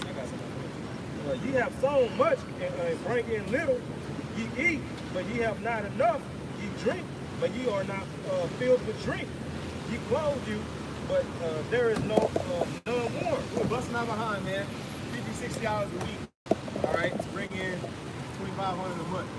All right, and our rent is half that. Yep. You know, 15% of that is taxes. So you stuck with $800 for the month. Unless you have no kids, unless you have to eat, unless you have to go pay gas. But once you get a ticket, you see, don't let an emergency happen, and that's continually going for the rest of your life until you got a little pension, a little retirement. But guess what? That's gonna end, man. Because obviously we in these last times, but you just look at the last 60 years, all right, the people who've been working, the people of our nation who've been working for the last 60 years, the poorest people in our nation are the elderly, man. Yep. Okay? The elderly of our people in particular. You see? You know? And so us as a people are a non-prosperous nation, people here in America. Okay? Because the wicked is set up to rule, so he's not gonna get any the righteous people aren't gonna get any leeway here. Alright? It says, and he that earneth wages to put into a bag for others. Yeah, man. So all the money you make ends up leaking. It's like you put oil in your car and your car in an oil leak. And even if it just sit there, you just still you know. Leaking. Yeah, leaking, man. Bleeding, man. Your bank account is bleeding, man. Losing. You know? As soon as it gets put in there, rent, car payment, you know what I'm saying, insurance, heat, electricity, there go your paycheck. Now you're back to work for another 2 weeks. You see? It's perpetual slavery, man. You see? This Deuteronomy 28, verse 16. Cursed shalt thou be in the city, and cursed shalt thou be in the field. Cursed shalt thou basket. Cursed shalt. Verse 15. But it shall come to pass if thou wilt not hearken unto the voice of Yahweh thy power, to observe to do all his commandments and his statutes which I command you this day, that all these curses shall come upon thee and overtake thee. Right, so now we are under the curses now. We are oppressed people by our enemies.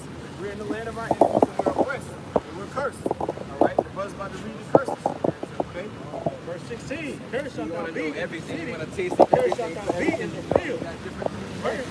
Right. In the city we curse, in the field we curse, we go downtown, we curse, and we working in our jobs we curse. All right, everybody got the eye looking at us.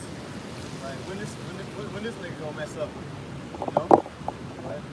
Verse 17, curse shall be thy basket in thy stores. Curse shall be, let's go into like verse 18, curse shalt thou be, like, curse shall be the fruit of thy body, and the fruit of thy land, and the increase of thy kin, and the flock of thy sheep. Right, man. So we are cursed, man. Everything, all the possessions that we had when we were in our land, when we actually had our possessions, before the self-proclaimed white man came and took everything away from us, these other nations came and took everything away from us. All right, the Lord allowed us to take everything away from us. We actually had cattle and sheep, okay, and things of that nature to actually and livestock to live on, man. All right, but we don't even have that anymore. Okay, and now the self-proclaimed white man makes clones, chicken clones and beef clones and tortures cows and using GMO food that we have to eat. We don't have a. When's the last time you actually grown something that you ate? Never, man. I've never grown nothing that I've ate, man. Nope. That's wicked as hell. That's wicked, man. You know, you don't even know where it comes from. This is Galatians chapter 4, verse 3. Even so, we, when we were children, were in bondage under the elements of the world.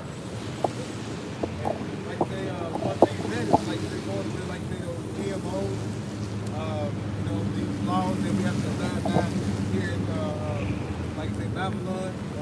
So these are some of the elements, some of the things that we have to go through, and we are in bondage and subjected to go and deal throughout our day-to-day lives under these laws, these man laws, these laws of self-proclaimed white people who are the Edomites, Esau.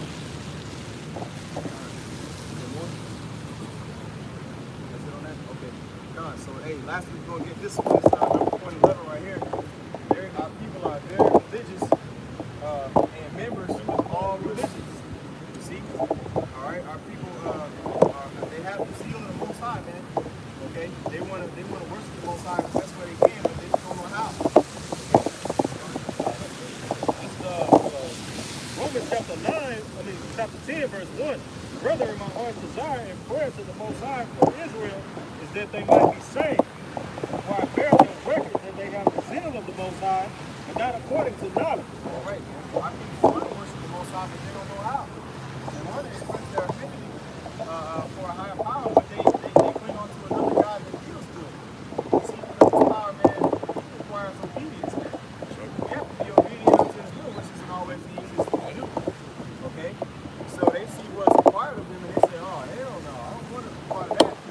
Especially when this guy right here telling me I can just do whatever I want and still be saved. Yeah, you know what? I'm going to go with him. You see? But what we're doing right now is calling our people out of the madness of not only Christianity, but all these other philosophies into this marvelous light, which is the truth.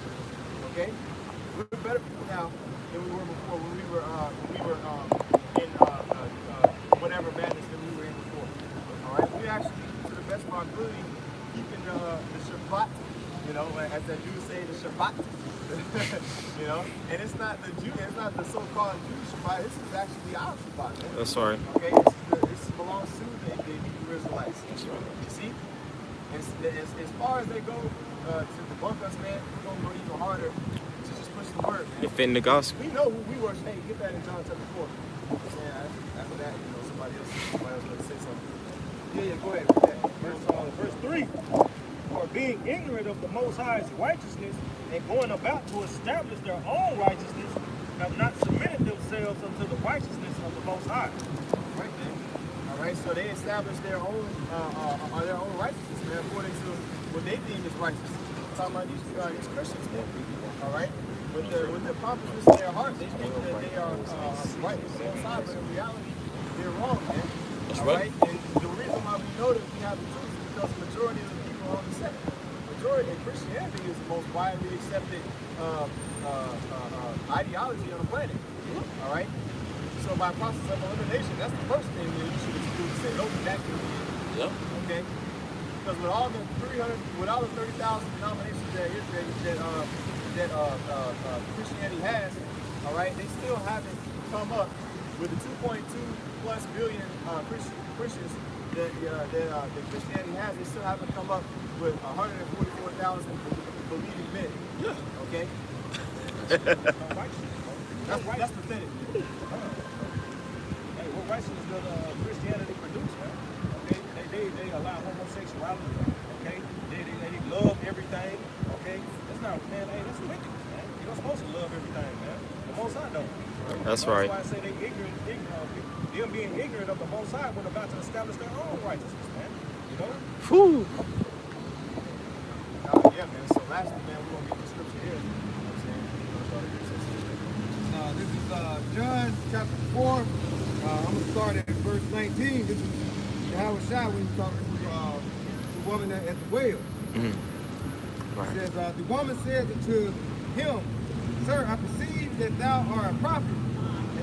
Our fathers worship in the mountain that ye say that in Jerusalem is the place where men ought to worship. Yahweh Shai said unto her, Woman, believe me, the hour cometh when ye shall neither in this mountain nor yet at Jerusalem worship the Father. Ye worship know not what ye worship. Verse 22. Ye worship ye know not what. We know what we worship, but salvation is of the Jews. Woo! Okay. All right. And not only of the of those of Judea, all right, but all the nation of Israel, man. Here are the elect, as it talks about in Revelation chapter 7, out of the 12 tribes of the seal, 12,000 of the 144 elect, man. Okay. That's what salvation is for. It's not for these other nations. How is that for these other nations, man? He only came for the house of Israel, the house of David. Okay, the elect of the nation of Israel. Christianity, man, hey, you gotta redirect the doctrine, man. You know? Another brother has something. Another brother go speak. Okay, go ahead. This is Matthew 15. I'm going to start at 23. It says, But he answered her not a word. And the disciples came, and his disciples came and sought him, saying, Send her away, for she crieth after us. But he answered and said, I am not sent but unto the lost sheep of the house of Israel. Right, man. So you have to water for that. What's chapter for that? Most High did not send Yahushua to any other nation other than the house of Israel. All right, the lost sheep. How are they lost? Because they were scattered amongst the nations. They didn't know who they were. They were the Gentiles. All right? They were dispersed, the diaspora. They were dispersed amongst the nations. Yahushua is gathering them up. All right? And that's why we're so fervent about this truth, man, because you know that according to all the scriptures, it adds up, and it doesn't make sense. Christianity doesn't make sense. If Christianity made sense, okay, then this would not be this would be enough, man. Okay? But this makes way more sense than Christianity, man. That's why when you come to the light, it's an easy decision, or at least it should be, for you to come out here and preach the word. Lest you be reprobate, all right, void of understanding. See? So unfortunately, 2/3 of our people are, man, but we out here, like I said, to proclaim the word to the elect, you know? So I'm going to give it up to another brother now.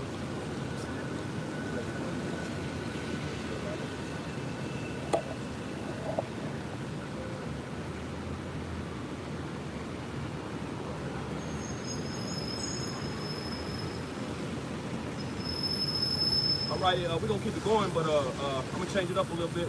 We're gonna go into destruction and great judgment is coming to America, man. You know what I'm saying? So, you know, hey, this place is through, but you know, one of the main reasons that that I is, love when that brother is preach. can somebody pick I this right up? love when that brother preach.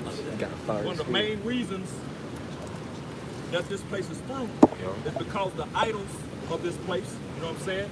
All the folly and madness going around in this place, man. You know what I'm saying? And this right here, this is a mainstay with the people on this side, which consists of the 12 tribes, which are you so-called Negroes, Latinos, and Native Americans, man. You know, who make up the 12 tribes of Israel, who are the true chosen people of the Most High. You're the biblical Israelites. And the Most High, whom the world ignorantly calls God, true biblical name is Yahweh, and his son, whom the world ignorantly calls Jesus Christ, true biblical name is Yahweh Shai, man. That's right. You people are the chosen people of those entities, man. You know what I'm saying? The Most High himself. And when that destruction and judgment comes, the majority of these people, man, you know, you got people walking up and down, man, not paying attention. You know, we bringing out the truth, telling them what's coming, and no one's paying attention, man. You know what I'm saying? We got a few brothers that, you know, on the other side here, that's consistent, you know, and they come out and they listen, man. But the majority of these people, they don't give a damn, man. You know what I'm saying? And because of that, they're gonna get caught up, man. So, first of all, I'm gonna bring out this right here. Matthew 24, I'll start at 35. Heaven and earth shall pass away, but my words shall not pass away. Time. Heaven and earth is going to pass away, man, and that's not talking about the actual earth, man, because we know, pursuing the Ecclesiastes 1 and 4, the earth body forever. You know, that's talking about the current rulership. You know what I'm saying? The so-called white people who are you Edomites, your true biblical nationality is Edom. You're the biblical Edomites, man. You're in your heaven right now, which is rulership, man. That's what heaven and hell are conditions played out in the earth, man. Heaven is rulership of the earth, and hell is captivity, oppression, death. You know what I'm saying? The grave. So heaven and earth is going to pass away. These Edomites and their rulership. But of that day and hour knoweth no man. No. No one knows, man. The angels don't know. Yahweh Shai himself don't know, man. You know what I'm saying? The only one who knows is the Most High Yahweh. Not the angels of heaven, but my Father only. But as the days of Noah were, so shall also the coming of Son of Man be. For as in the days that were before the flood, they were eating and drinking, marrying and giving in marriage, until the day that Noah entered into the ark, and knew not until the flood came and took them all away. So shall also the coming of the Son of Man be. Exactly. So just like it was back then, the scriptures also say in Ecclesiastes 1 and 9, no new thing under the sun, man. The same things are happening in the earth today, man. You know what I'm saying? That same folly. People gonna be getting married. You know, the average person's gonna wake up on an average day and kiss his wife goodbye. Goodbye, honey. You know, go to work. You know what I'm saying? If she ain't a housewife, she's gonna take her tail to work. You know, they gonna send us, depending on the time, they gonna send the kids off to school. You know what I'm saying? Women gonna be in the hospital delivering babies. You know what I'm saying? A lot of these people are gonna be at their prospective football or baseball, whatever, you know, whatever prospective sporting event is going on. A lot of folly and madness that don't matter, man. And these people are gonna be doing those same things just as they were doing back then when the doors to the ark closed, man. When those nukes are shot off, and they will be, that same folly and madness is going to be happening in the earth. You know what I'm saying?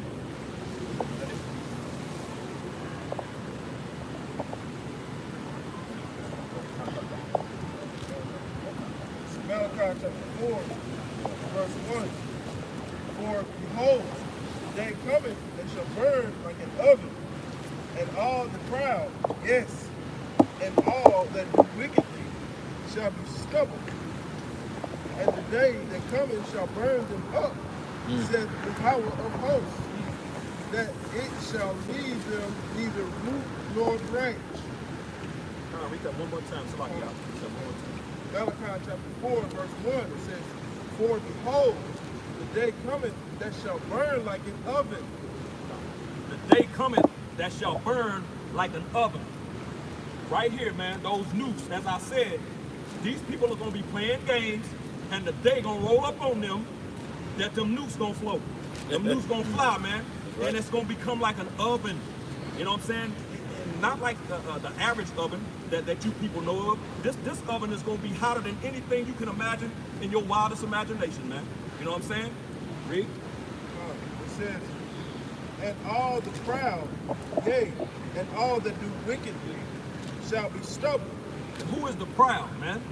The proudest people on the planet Earth are you so-called white people, man. You Edomites, man. That's right. You walk around just knowing which this is your kingdom, but you know this is your society, your kingdom, man. As a matter of fact, I remember there was a Martin did in one of his comedy skits, in his stand-up, he actually did a skit on so-called white people and how they walk around so proud. You know, he did that funny walk, it was funny, but he went into how they just know this is their society, which it is, this is your kingdom, but you're the proudest people on the earth, man. So this is talking about you. Yeah. It says, and the day that cometh shall burn them up, saith Yahweh of hosts. The day that cometh shall burn them up. That's serious. That don't sound like playtime. That don't sound like a game to me, man. That sound like some real deal shit, man. You know what I'm saying? But you people out here playing, man. You know what I'm saying? Read it. Okay, read it. Says, that it shall leave them neither root nor branch. That it shall leave them neither root nor branch. Man, there ain't gonna be a blade of grass over here when the Most High get done. That's you know what I'm saying? That's what he's saying. Neither root nor branch, man. Do you know how serious that is? That don't sound like a game, man. That's right. Playtime is about to be up and over. This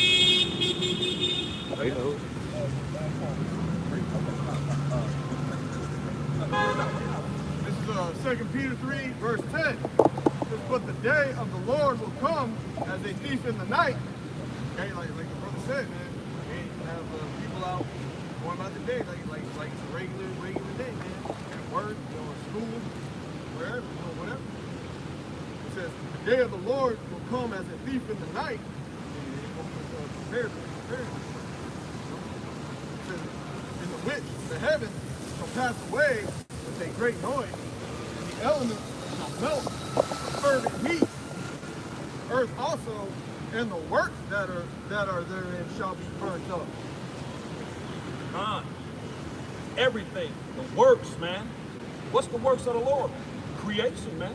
Right. The elements, the cars, the buildings, these sidewalks, all this brick, the people, animals, birds, everything, man, is going to burn. Everything.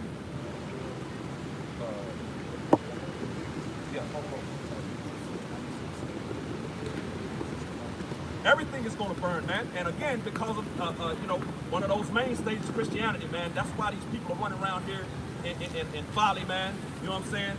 Doing whatever they want to do. And then idol worship, man. You know what I'm saying? And the Most High is going to bring, as a matter of fact, there you go. What? The idol worship, man. These are one of the main reasons that the Most High is going to bring that fire, man, and burn this place up, man. All of the different madness that these people are into, you know, because like the brother was speaking earlier, he said the Most High don't really care about what these other nations worship, man. You know what I'm saying? Although they're going to pay too. The main ones the Most High is worried about is these people on this side, beginning with, you 2/3, man. You know what I'm saying? So, bring that out.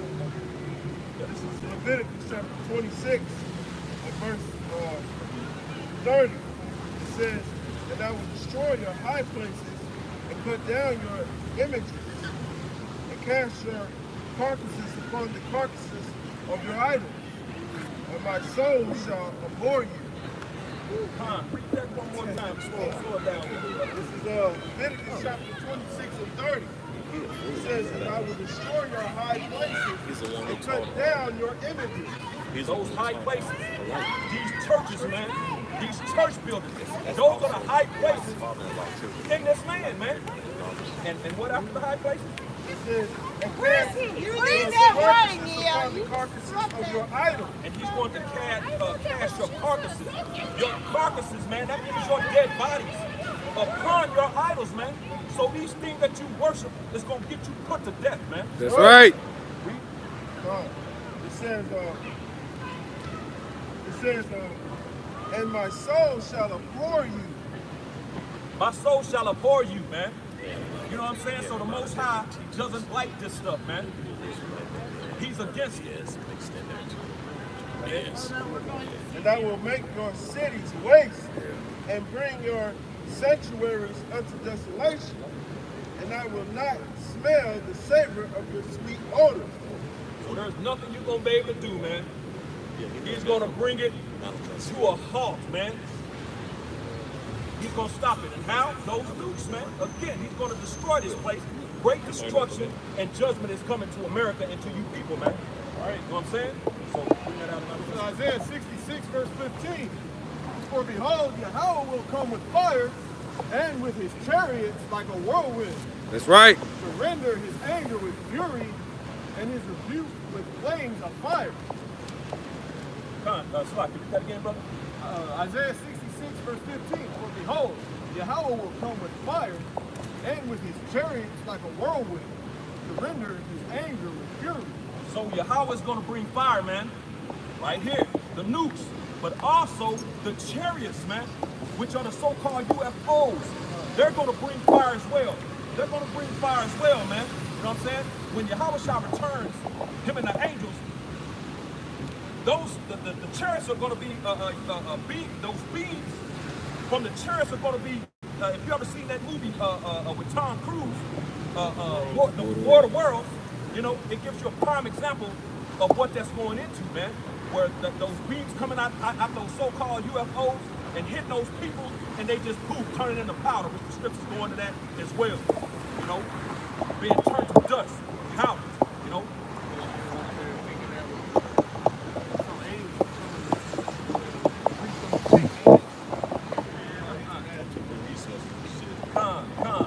It's not aliens, man. This ain't about no aliens. Of course, Esau and his cunning deceit, you know, would have you people believe that aliens exist. There are no aliens, man. They're the angels. That's what the so-called UFOs contain, the angels, man, and they're coming back and they're coming soon. Ready on that? For by fire and by his sword will Yahweh plead with all flesh, and the slain of Yahweh shall be many.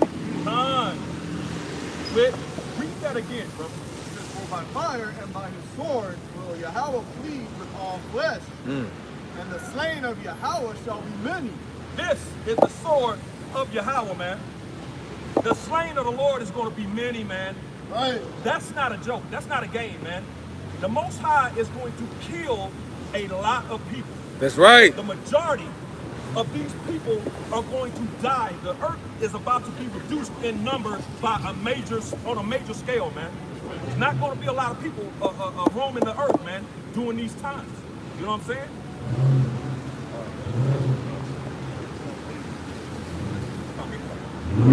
Psalms chapter 83, verse 13, it says, "Oh, my power, make them like a wheel, like the stubble before the wind." It said, "Oh, my power, make them like a wheel." It says, like the stubble before the wind. This is Psalms 83 and 13. It says, "Oh, my power, make them like a wheel, like the stubble before the wind. As the fire burneth a forest, and as the flame setteth the morning the mountains on fire, so persecute them with thy tempest, and make them afraid with thy storm." That storm is the nuclear missile.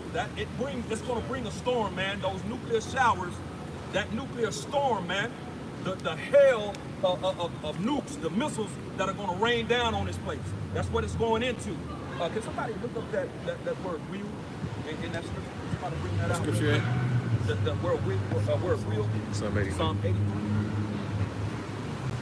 Read it again, brother. I'll start over. So Psalm 83 and 12 says, "Oh, my power, make them like a wheel, like the stubble before the wind." Like the stubble before the wind. Stubble. We all know what stubble is. That's that remaining after a fire, man. You know, that little black ash. You know what I'm saying? That's left after something is burned up, man. The stubble. You know, that's what's coming. All of these people, when I look at them, man, that's what I see. I see walking ash, exactly. You know, just burn up. You know, Khan. You got that, brother? Yeah. This is in the Strong's H1 534 Gar, and that's heaven, rolling thing, wheel, also dust, wheel, whirlwind, whirling, wheel, whirl, dust, shape. Okay, Yep. Khan. Chad. So basically, the whirlwind that's coming, man. You know what I'm saying? It's gonna burn you people up, man. That's right. And it's gonna take you out. That's the destruction and judgment coming from Yahweh Bashem Yahweh Shai, man. For the games that you people are playing. That it? It says, as the fire burns the wood, and as the flame setteth the mountain on fire, so persecute them with thy tempest, and make them afraid with thy storm. And those mountains are the governments, man. The governments of Esau will burn, man. You know what I'm saying? Because Yahweh is against these governments. You people out here talking about God bless America. Are you out your damn mind? The Most High can't stand America, and he's going to destroy America. That's right. Oh yeah, 9/11 was nothing. See all the people running around, and all that black ash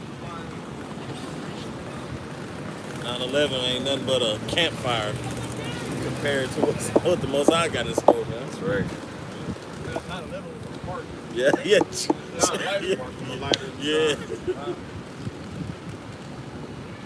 Amos 9 and 8 says, behold, the eyes of Yahweh Bahashem Yahweh Shai are upon the sinful kingdom, and I will destroy it from off the face of the earth. The eyes of Yahweh Bashem Yahweh Shai are on the simple kingdom. What's the eyes, man? The eyes are the chariots, man. The so-called UFOs, the angels. They're watching, they see everything, man. And that simple kingdom is America, man. Simple, right. Simple kingdom is America. Everything goes on here, man. There's nothing that you can't do. It's basically do what thou wilt, man. You know what I'm saying? Do what thou wilt. Whatever the hell you want to do, you can do it here. You know what I'm saying? You want to be, you're a man, you want to be a woman today? You can be that. You can do that. You know what I'm saying? You got transgenderism and sodomy. You know what I'm saying? They gave the gays laws, man. You know, passed laws for the gays. You know what I'm saying? They push pork here, you know, like it's the thing to do. You know what I'm saying? This is the simple kingdom. It's talking about America, man. And read from that book. The only thing good in America is the elect. That's right. That's right. There's nothing good. Nothing's good. Name something good except the elect. Yep. That's right. That's right. It says, I will destroy it from off the face of the earth, saving that I will not utterly destroy the house of Jacob, saith Yahweh. So the Most High is going to destroy America off the face of the earth, man. As we read in Malachi, the 4th chapter, it ain't going to be a blade of grass over here, man. Nothing is going to be left here.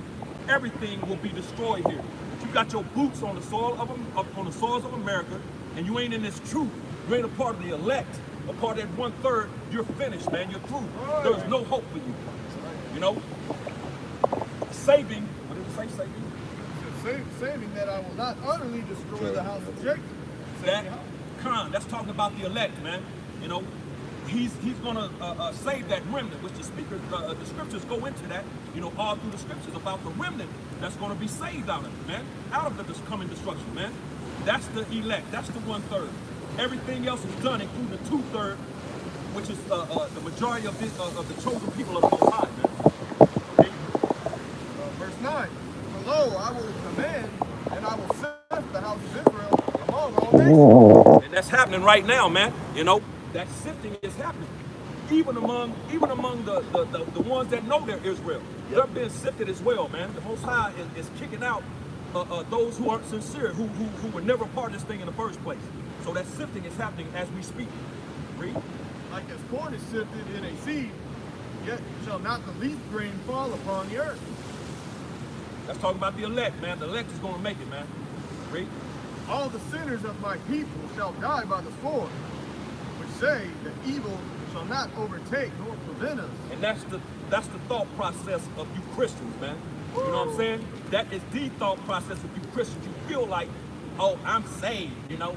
That you have no worries, man. These Christians walk around proud as hell, man. You know, you're the proudest people, almost proud as Esau. You know, you Christians, man. You feel like nothing can touch you. You know, I deal with my family on a daily basis, and they're Christians. And just with them alone, man, that's how it is. You know, you try to tell them something, and they're not worried. I ain't worried about it, you know. They feel like Jesus is going to save them. Oh my God. If that white boy cracked the skies, your tail going back into slavery. That's what I can tell you. Was that it? In that day will I raise up the tabernacle of David that is fallen, and close up the breaches thereof. I will raise up his ruins, and I will build it as in the days of old. And that's happening as well right now, man. The tabernacle of David, man, which consists of the 144,000 elect men. Elect men. For those females that can't get it, man. These women, you know, they like to bring up the Torah. You know, these women don't want to bow down either, man. And the Most High got a great judgment coming for y'all as well. You know, trying to bring up the Torah and stuff. But the tabernacle of David consists of the 144,000 elect men, which is a spiritual house, man. It's not a physical temple. For all those looking for that spiritual temple, or that physical temple, Salakia, it's not a physical temple. It's a spiritual temple. Each of the elect men, the hopeful elect, Lord willing we can be those men, are one of those hewn stones, man. You know, represent a brick of the building of the tabernacle of David, man. You know, which we hope to be a part of. That they may possess the remnant of Edom and of all the heathen. That they may possess the remnant of the heathen. The remnant of heathen. That's right. Any Edomite that ain't dead, that don't die that day, is going into slavery. That's right. Slavery is coming, bro. Nothing you can do about it, you know. That's right. For you sensitive people. You know, we got a lot of sensitive Israelites, man. You so-called, you so-called Israelite men that don't want to deal with the fact that Edom is going, they asses is going into slavery, man. They deserve slavery. They walking around and we look at them, man. We look at them on a daily basis. They need to be in chains. That's right. You know, Moab walking around, you know, Moab doing everything under the sun, eating whatever they want to eat. You know what I'm saying? These people need to be in chains, man. You know what I'm saying? So, is that it?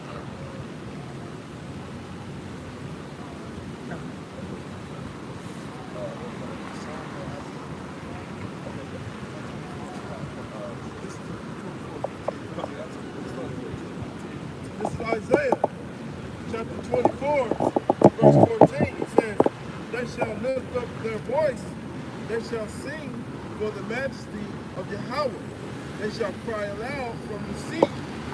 Wherefore, glorify Yahweh in the fires, even the name of Yahweh, power of Israel, in the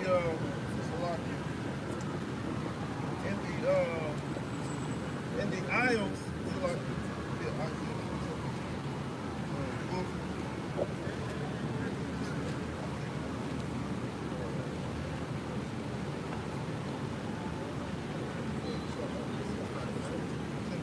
Okay, fine. This is Isaiah Salaki 24:17. It says, fear and the pit and the snare are upon thee, O habitation of the earth. Fear and the pit and the snare, man. Fear and the pit. The pit is synonymous with hell, synonymous with death. That's why you people gonna be in fear. Read from it again. Fear and the pit and the snare are upon thee. And the snare is a trap, man. You people about to be all caught up out here, man. That's right. It's coming. Read. O habitation of the earth. And it shall come to pass that he who fleeth from the noise of the fear shall fall into the pit. It says, and it shall come to pass that he who fleeth from the noise of the fear shall fall into the pit.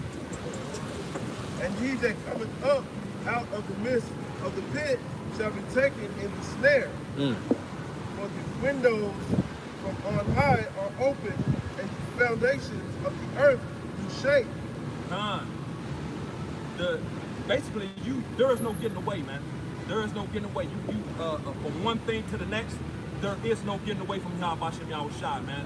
One situation to the next situation is going to get you put to death. You will not flee from it, man.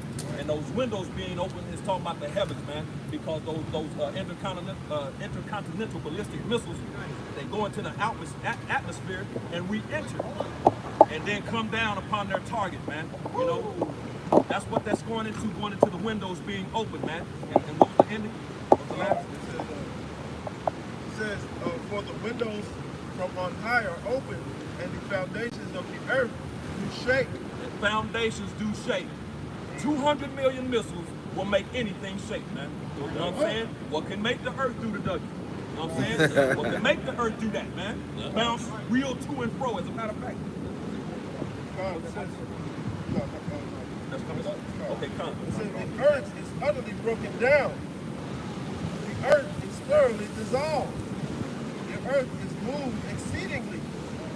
The earth shall reel to and fro like a drunkard, and shall be removed like a booth. And the transgression thereof shall be heavy upon it. So the earth is going to reel to and fro like a drunkard, man. And we've all seen what a drunk man looks like. You know, a person that's drunk, what they look like when they walk, man. They from side to side. They can't, they can't stay on their axis. The earth is going to do the same thing, man. Revelation 6, verse 14 says, and the heaven departed as a scroll, and it is rolled together, and every mountain and island were moved out of their place. Going into the missiles, man. Not you ever seen that missile fire? Boom. Everything just obliterates. That's right. That's the right word. Just crumbles. Right? Into nothing. Just falls. Just imagine. Yeah. Yeah, just imagine what a piece of a morsel of meat falls through the grill and you barbecue. And the end result is crisp, or it's in the dust when you look at the bottom of the pit. You know, so that's what everything gonna get burnt to a crisp, man. You mentioned that destroying wind, they see those the footage of missile testing and all that stuff. Yeah. See them houses. Yep. Fly away, man, at full speed. What's some research on that Nagasaki and Hiroshima? Yeah. That'll basically tell you they got images of people, skeletons on the wall. Yep. So imagine what nuclear heat will do. Oh. Can't flee from it. Yeah. What's up, brother? This is Isaiah chapter 24, and I'm gonna finish at the end of 20. It says, and the transgression thereof shall be heavy upon it, and it shall fall and not rise again. And it shall come to pass in that day that Yahweh shall punish the host of the high ones that are on high, and the kings of the earth upon the earth. Slocky, go back to 20. And it says, and the transgression thereof shall be heavy upon it. Talking about after the earth is brought to and fro like a jungle. And it says, and it shall fall and not rise again. America is going to fall to never rise again. Woo! Now the Most High did that another time in history to Egypt. Has Egypt risen again? He said that Egypt was going to fall, not to rise again. Has Egypt risen again for you non-believers? tourist attraction. Come, just a tourist attraction. Yep. Mighty nation. Rich. You go down to Egypt, you got nothing but Ishmael walking around over there. You don't even see it. Calling themselves Montezarian. Come. They ain't even the real handmaids over there. Right. You know? Right.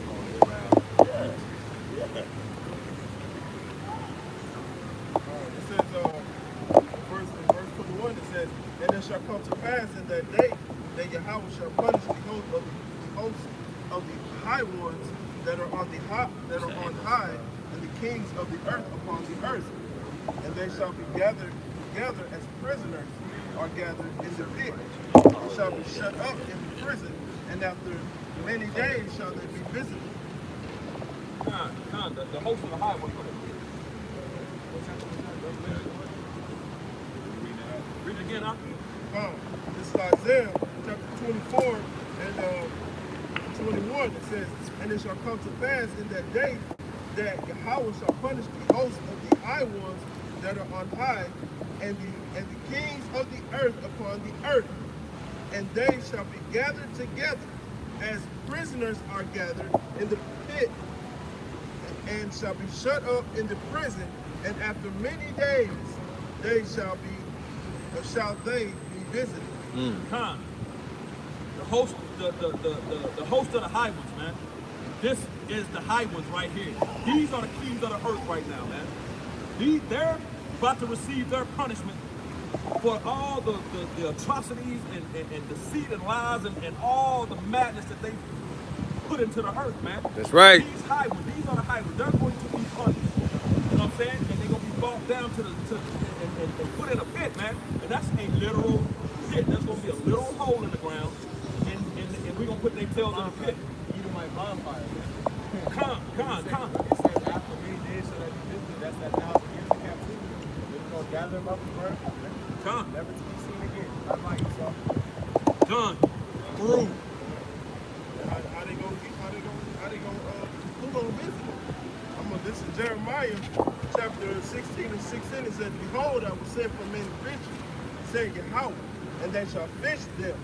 And after I will send for many hunters, and they shall hunt them from every mountain and from every hill and out of the holes of the rocks. Con. And those fishers, we're the fishers, man. We're fishing right now. You know, we're casting that net out with this truth. And it's gonna gather whoever it's supposed to gather, man. That's right. Outside to the wind, man. You know, this ain't no, as the Christians say, saving of souls, man. The souls that's gonna be saved are already saved, man. They're the elect. We just don't know who they are, Lord willing. We're those men. You know what I'm saying? But this ain't about no saving of no souls, man. It's already so. They're already saved. But the hunters? Then the hunters, those same fishers, those same men that these people want to scoff at and talk noise to, tell us we got on dresses and all, all the madness. Those men are gonna turn into hunters. 144,000 Nat Turners in the earth going hard. That's right. You know what I'm saying?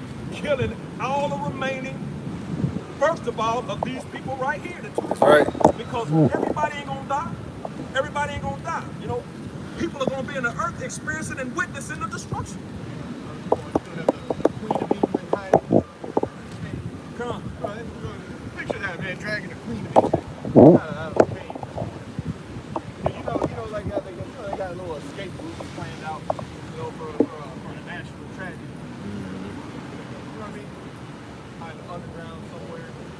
They think they're gonna hide. How about Chanel? That's okay. With a power like that, 10,000 times brighter than the sun, you can't hide no from. That's right. You got the little holes in space stations, you gonna get to them. They're gonna see them walls, bro. They're gonna see them walls. See the so-called Mexican man with a beard come in and snatch your ass up out of there. That's right. Since the brother went into that, about them not being able to hide, we're going to get that. Amos 9 and 2.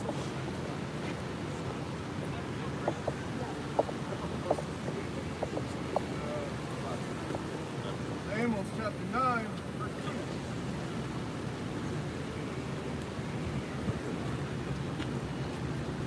It says, though they dig into hell, thence shall my hand take them. Though they climb up to heaven, thence will I bring them down.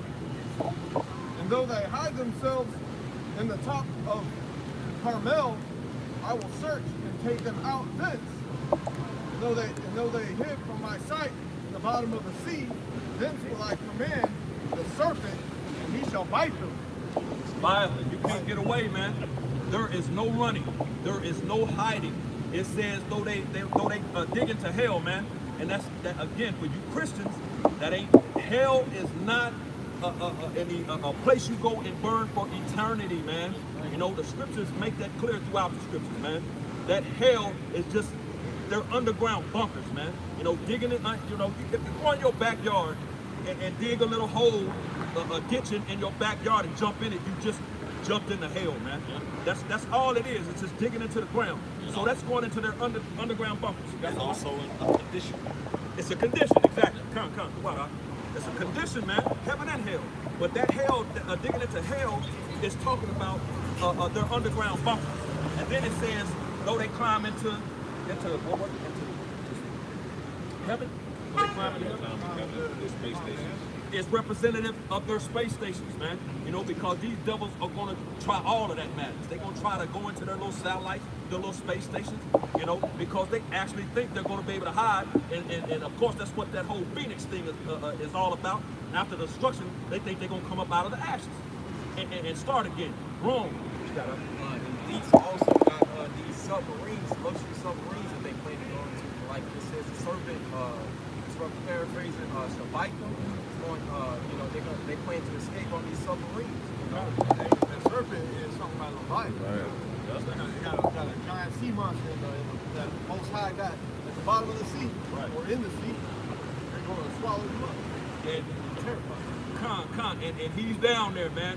Leviathan plays with ships, as the scriptures say. You know, that's actually what took down the Titanic. Thank you, Hawk. It wasn't no dang iceberg. Esau is a liar, man. And the scriptures tell you that, and he ain't gonna tell you the truth. Leviathan is down there, and that's what took down the Titanic.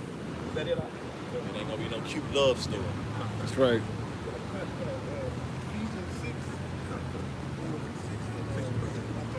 This is Ephesians chapter 6 and verse 13. It says, wherefore take unto you the whole armor of the Most High, that ye may be able to withstand in the evil day, and having done all to stand. Take on the whole armor. What's the whole armor, man? This truth, man. You know what I'm saying? The knowledge, wisdom, and the understanding of the scriptures, man. That's the armor of Yahweh Bashem Yahweh Shai. If you have that, you will have you got on the armor you need to sustain or withstand the things that he's gonna bring on this place, man. That's right. And it says what else? It says 6 and 13, it says that you may be able to withstand in the evil day. The evil day. That evil day is upon us now. It's going into Jacob's trouble, man. You know what I'm saying? Because as I said, the Most High is bringing destruction and great judgment, man. It's beginning with these people right here. He said that he was going to begin with his sanctuary, man. That's right. That's his own people, man. And that's going into Jacob's trouble.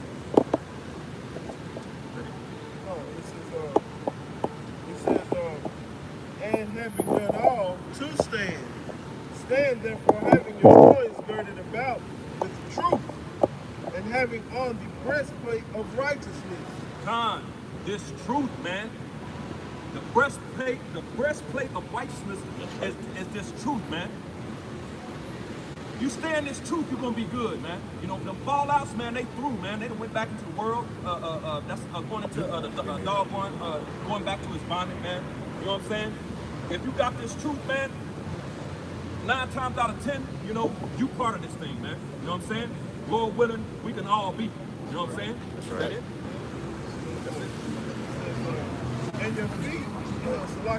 And your feet shod with the preparation of the gospel of peace, which is this truth. Again, you know what I'm saying? This thing is. Hey, this thing is all about this truth, man. You know, this thing is all about Yahweh Bashem Yahweh Shai and his word, man. You know, the names, his word, you know what I'm saying? That's what this thing is about. And if you got that, man, hey, you're gonna be good, man. You know what I'm saying? But 2/3 of these people don't got that, man. So they through, man. So, and the things that are about to come upon them, it's gonna catch them slipping. It says the gospel of peace. You so-called Christians gonna think the gospel of peace is talking about love, love, love. No, man, our gospel of peace is bringing condemnation to the wicked earth that we live in, man. Bringing condemnation to the heathens, you know, bringing condemnation to 2/3 of our people, and judgment. You know, that's the gospel of peace, so that we can have the kingdom of heaven, so that the earth can be restored into its full glory, and that righteousness can abound. That's the gospel of peace, right? But that peace can't come until we gotta go through hell first, man. We got bad times coming. That's right. Bring that out right there. Jeremiah chapter 30, verse 7 says, "Alas, that day is great, so that none is like it. It is even the time of Jacob's trouble, but he shall be saved out of it." That's part of that evil day right there, man. Jacob's trouble is upon us, man. You know what I'm saying? And it's gonna get ugly out here. You got, you know, they gonna declare martial law in the streets, and and the concentration camps are coming into effect. You know what I'm saying? You're gonna have a nation coming up against nation, race riots going against each other. You know what I'm saying? Famines. You know what I'm saying? We're already getting earthquakes. People just now, right now, a 7.9 is you know, it's like everyday thing now. You know, so these people ain't even paying attention to the earthquakes happening right now on the earth, man. The prophecies are coming to pass. You got something to say? No, I'm agreeing, brother. Okay, come. So, hey, but it says what? It says, "But he shall be saved out of it." But he shall be saved out of those bad times coming, man. Who is the he? The he is the elect, man. The 144,000, man. That 1/3, man. They gonna be saved out of those troubling times that's coming, because bad things are about to happen in the earth, man. You know, that judgment is coming. Is that it?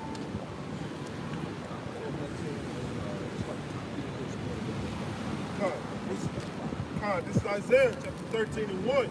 It says, "The burden of Babylon, which Isaiah, son of Amos, did see." It says the burden of Babylon. That burden means bad times. Bad times coming to America, man. You know what I'm saying? The burden of Babylon. "Lift up a banner upon the high mountain, exalt the voice upon, unto them, shake the hand, that they may go into the gates of the nobles." It says, lift up the banner, man. What's that banner? The banner is Yahushua and this word, man. That's right. And we're out here lifting it up. It says, what it say about the voice? It says, exalt the voice unto them. Exalt the voice unto them. That's what we're doing, man. The scripture say in Isaiah 58 and 1, lift up thy voice like a trumpet. That's right. You know what I'm saying? That's what we're doing. And show my people their transgressions. That's We're right. doing that. We're exalting the voice, man. It's like the scriptures tell us to do. That's right. Read.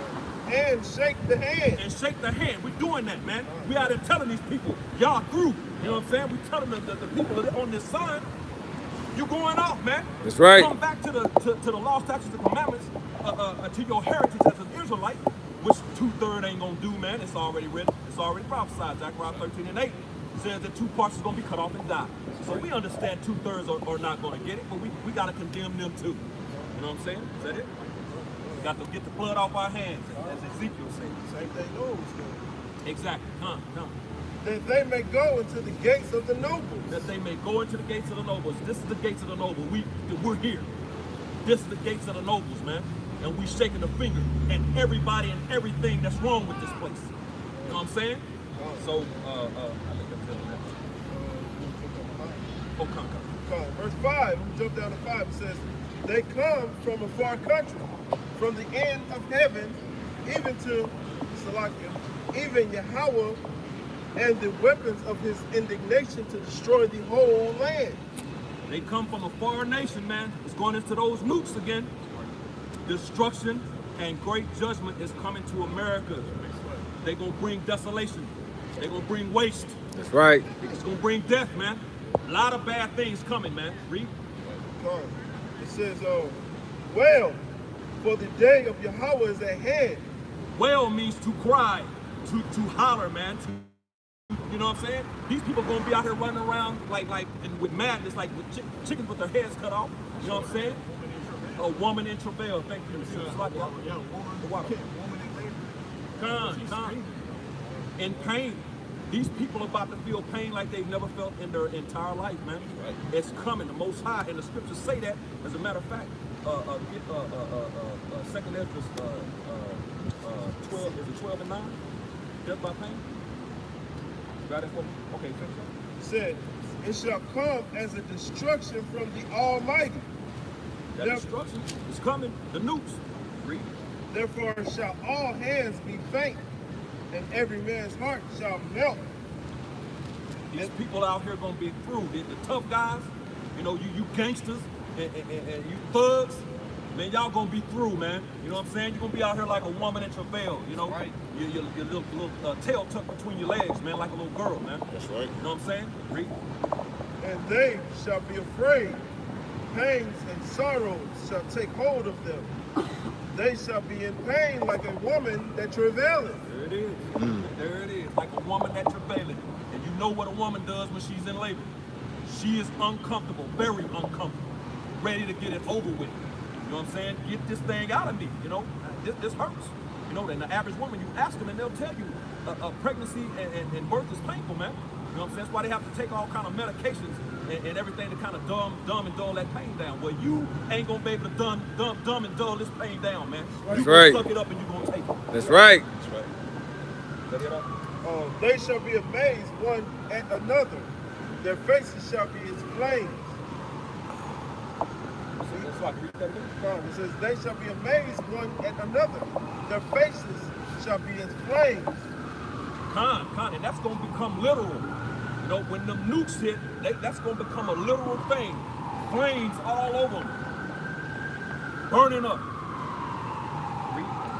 Behold, the day of Yahweh cometh, cruel, both with wrath and force and fierce anger, to lay the land desolate, and he shall destroy the sinners out of it.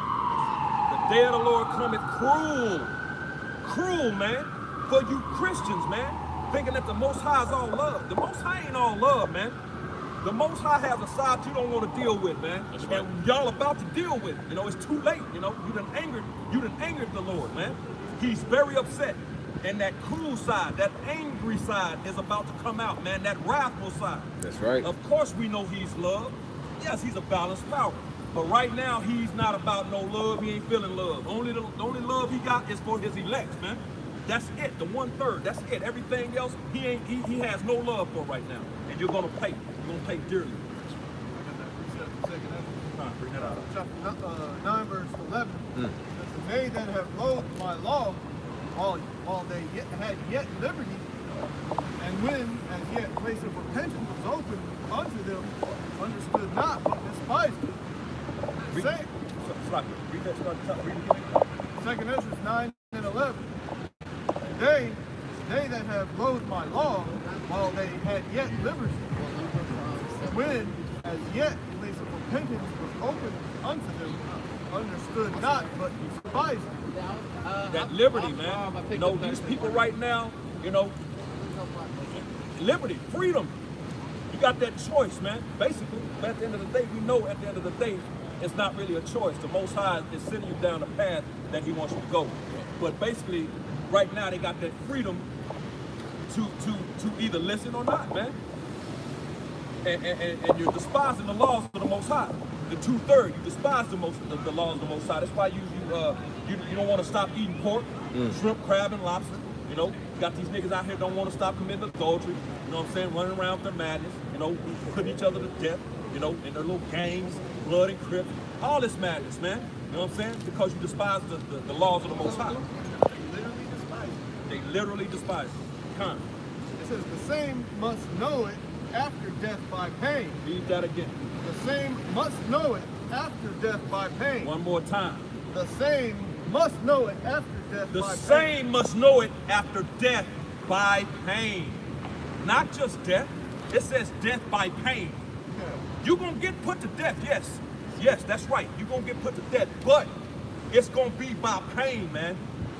The Most High says in Revelation, I believe it's the sixth chapter, or is it 6 and 9, I believe, death is going to flee from you people, man. You know what I'm saying? You're going to want to die. It's going to be so terrible and bad out here, you're going to want to get put to death. You're going to want it.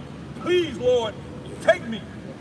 And he ain't going to do it. He going to leave you in that body, in that wicked ass body that you in now, and he going to allow you to feel it, man. That's right. Mosiah said, you will know my name is Yahweh. That's right. You going to know. Is that it out? That's it, bro. Second Ezra 8 and 50. For many great misery shall be done to them that in the latter time shall dwell in the world, because they have walked in great pride. Many great judgments. It says many going to those miseries that the brother's talking about. You people walk in great pride. You people haven't followed the way of Yahweh Ba'ashem Yahushai. So great miseries are coming upon you. Right. That's right, brother. Misery, judgment, destruction. Those are coming. None of that is good, man. But you people are playing games, man. The Most High ain't no joke, man. You know, y'all looking at the Most High, and Esau is the reason. You know, you look at the Most High like he a joker, man. You know, like he's some punk, man. The Most High is not a punk, and he's about to show you that he's not a game. He's not a punk. He's not that entity to be played with, man. That's right. You know what I'm saying? That's in 1 Thessalonians chapter 5, 2, it says, for yourselves know perfect that the day of Yahweh cometh as a thief in the night. For when they shall say peace and safety, then sudden destruction cometh upon them. That little bubble that Jake loved to stay in, man. You know, I deal with him daily, man. That little safety bubble, you know. And Esau pushes that as well, man. They push that whole everything is good type vibration, man. When you got Russia accusing the U.S. right now of dropping bombs on Syria, man. You know, and these people out here, you know, in that little bubble of safety. You know what I'm saying? But it says what? It says, for when they shall say peace and safety, then sudden destruction cometh upon them as travail upon a woman with child, and they shall not escape. That destruction is coming when you least expected it and when you're not ready, man. That's right. You know what I'm saying? Thief in the night, man. It's gonna catch you slipping. Does a thief let you know he coming? No, man. He's gonna creep up on your tail and catch you slipping. You know what I'm saying?